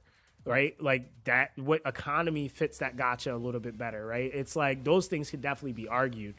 But yeah, I feel like those games are going to offer you such a such a different experience, not indifferent, such a different experience that you'll be able to enjoy both. I'm gonna be honest. So the campaign in this game is better than Raid, in my opinion. It is a lot more. It's a lot lighter. It's definitely a lot lighter. I think campaign. You do got to push it quite a bit in Raid. I think Clan Boss is not streamlined in Raid, which is kind of an issue for me as well. I think that if like Clan Boss needs to be streamlined more in Raid. I also just feel like there should be more things that help push your account up. Like I get it. Okay, you got a free login unit. That's cool. That's great. You got a coupon code. That's great. We got you started off great. But there's nothing that's really changed the way that the progression feels. Like you still hit Clan Boss and you're just stuck in Clan Boss. Like you're still like it's still the year one grind. And I feel like as a game ages, you have to like not close the gap entirely, but you don't want that gap to be so much that like it makes newer players feel like, you know what, I can't really get into this like that. Because like even with Summoner's War closes that gap so well because they not only give you units, but they're giving you the gear. You know, and it's like not saying you'll be the cream of the crop doing PvP, but you will be able to actually do a lot of the things to be somewhat competent in it fairly quickly. I won't say it's going to be instantly or simultaneously, but it will be fairly quick comparatively to like the time you would have to put in Raid to really get to that point of being super, super like ridiculous. Plus the learning curve of learning everything, like which that comes with every game. But I definitely think that beginning grind, man, it just got to be streamlined more. And I think at that point, that would really make it better for people to stick with the game versus like uh, how they have it set up now. You said, I hope clan boss in this game doesn't require specific heroes. I feel like it probably will. Like, I feel like it will. And only because every content in the game kind of sort of does to a degree, right? Like, it's not so much of an emphasis now, but if they're factoring in tolerances, I think if we're going up in difficulty, it will absolutely have to start requiring specific units. I just don't think the requirements need to be LDs. That's where you start to kind of have a problem. I think if there's like great units that you can use from your RGBs, from your epics to your Legos, even maybe some hidden rares, whatchamacallit, even the fusion they might update as well with some more units for clan content. They're going to have to isolate it a little bit more, and that is done intentionally so you can actually build stuff. You said, have you seen the roadmap? Yeah, I did a video on the roadmap like eons ago. Yeah, I've seen everything on the roadmap. The roadmap was released but like before beta. Yeah, everything has basically been on track with it. The next thing that's coming up is clan content. That's Sargay. If you haven't been paying attention to that, when they drop the new units, Sargot is going to have mana burn tolerance as an effect. So that's like something that now I'm kind of considering for my team comps. I got to think about that. And a lot of the new units that just came into the game have mana burn tolerance. So I was like, ooh. So I think that's going to be something to keep an eye out for. Funny enough, one of the first characters they give you in the game that's a support, that's free, is Orisa. And Orisa has mana burn tolerance. So yeah, it's a lot that kind of goes into it, man. And it's a lot. You said most haven't seen it. I probably won't make another video for it because I already had made one. It's on the channel. So I'm probably not going to make another one unless there's some updates. So that's one thing I will have to do is like doing some update stuff if stuff change to talk about the roadmap and any changes. But the roadmap hasn't changed at all. It's been pretty spot on. So yeah, if there's any adjustments or things that changed, then I'll definitely make a video on that. But it says 6-star gear and clan boss in September. It's supposed to be. I would think maybe late September, if we're being honest. That's what I'm at least gauging it to be, because clan boss coming into the game and 6-star gear is going to completely change the entire game. It's going to change everything. So that's going to change a lot of our end game builds. It's going to change, how much stronger you are in the beginning, middle, and the end of the game. So yeah, it's a lot that's bringing into the game. To be honest, it is absolutely a lot. But yeah, man. So yeah, I'm excited. I'm excited to see what it's gonna do. We got a few weeks. I would say I don't think it's gonna be right off rip, because I also feel like I got this weird feeling we're gonna have a chase going on at the same time, and I'm just like, bruh. So I'm hoping. I'm like trying to mentally prepare myself for that. I'm like, I don't know if we're gonna have a chase. I'm pretty sure, because every major patch, we've gotten new characters. There will probably be more characters that are gonna maybe be good for clan boss. I would think we already got some that I'm pretty sure are gonna work, but yeah, we'll have to see. But yeah, guys, I actually am gonna end the stream here. I have a meeting I have to go to. I actually have Bible study, man. So it's another really important thing that I like to do, and I gotta get to that. So we're gonna be trying to stream. I'm gonna try to stream next week. I actually am gonna probably stream a little bit more, because the 4 videos I needed to do, I got done. Those videos were kind of ridiculous. They were like 5 hours in time total, close to, I think. And that series I really needed to get done. So I finally got that series done. So yeah, that is out of the way. But yeah, that's gonna be another thing for another time. I appreciate all of you guys for coming through. Make sure, if you have not, that you guys like the stream, man. Definitely make sure that you guys check out the content on the channel. I'm trying to also organize it better so that it's all stashed away into different categories and stuff like that. But yeah, definitely make sure you check that out. You said greetings and God bless you. Yo, God bless you as well too. As a new player, should I just focus on campaign? Yeah, as a new player, campaign, progress quests. campaign, right? I would definitely say Progress Quest keeps you on your toes. It gives you direction. It's kind of it's what we call the North Star of the game. It's the biggest thing to focus on. You know, the campaign is also going to be your resources. So that's going to be gear, XP, runes for your characters, stuff like that. So yeah, it is by far. Yeah, I agree. It's very, very, very important. It's one of the most important things you're going to start out doing in the game. And the faster you can push that, the sooner you can start actually farming the higher quantity of XP and stuff like that in the game. He said, "Love you, yo, love you too, kid. Though, man, I appreciate you too, bro." But all right, guys, you guys take it easy, man. Stay safe out there. Stay blessed, and I'll catch you guys in the next one. All right, guys, peace.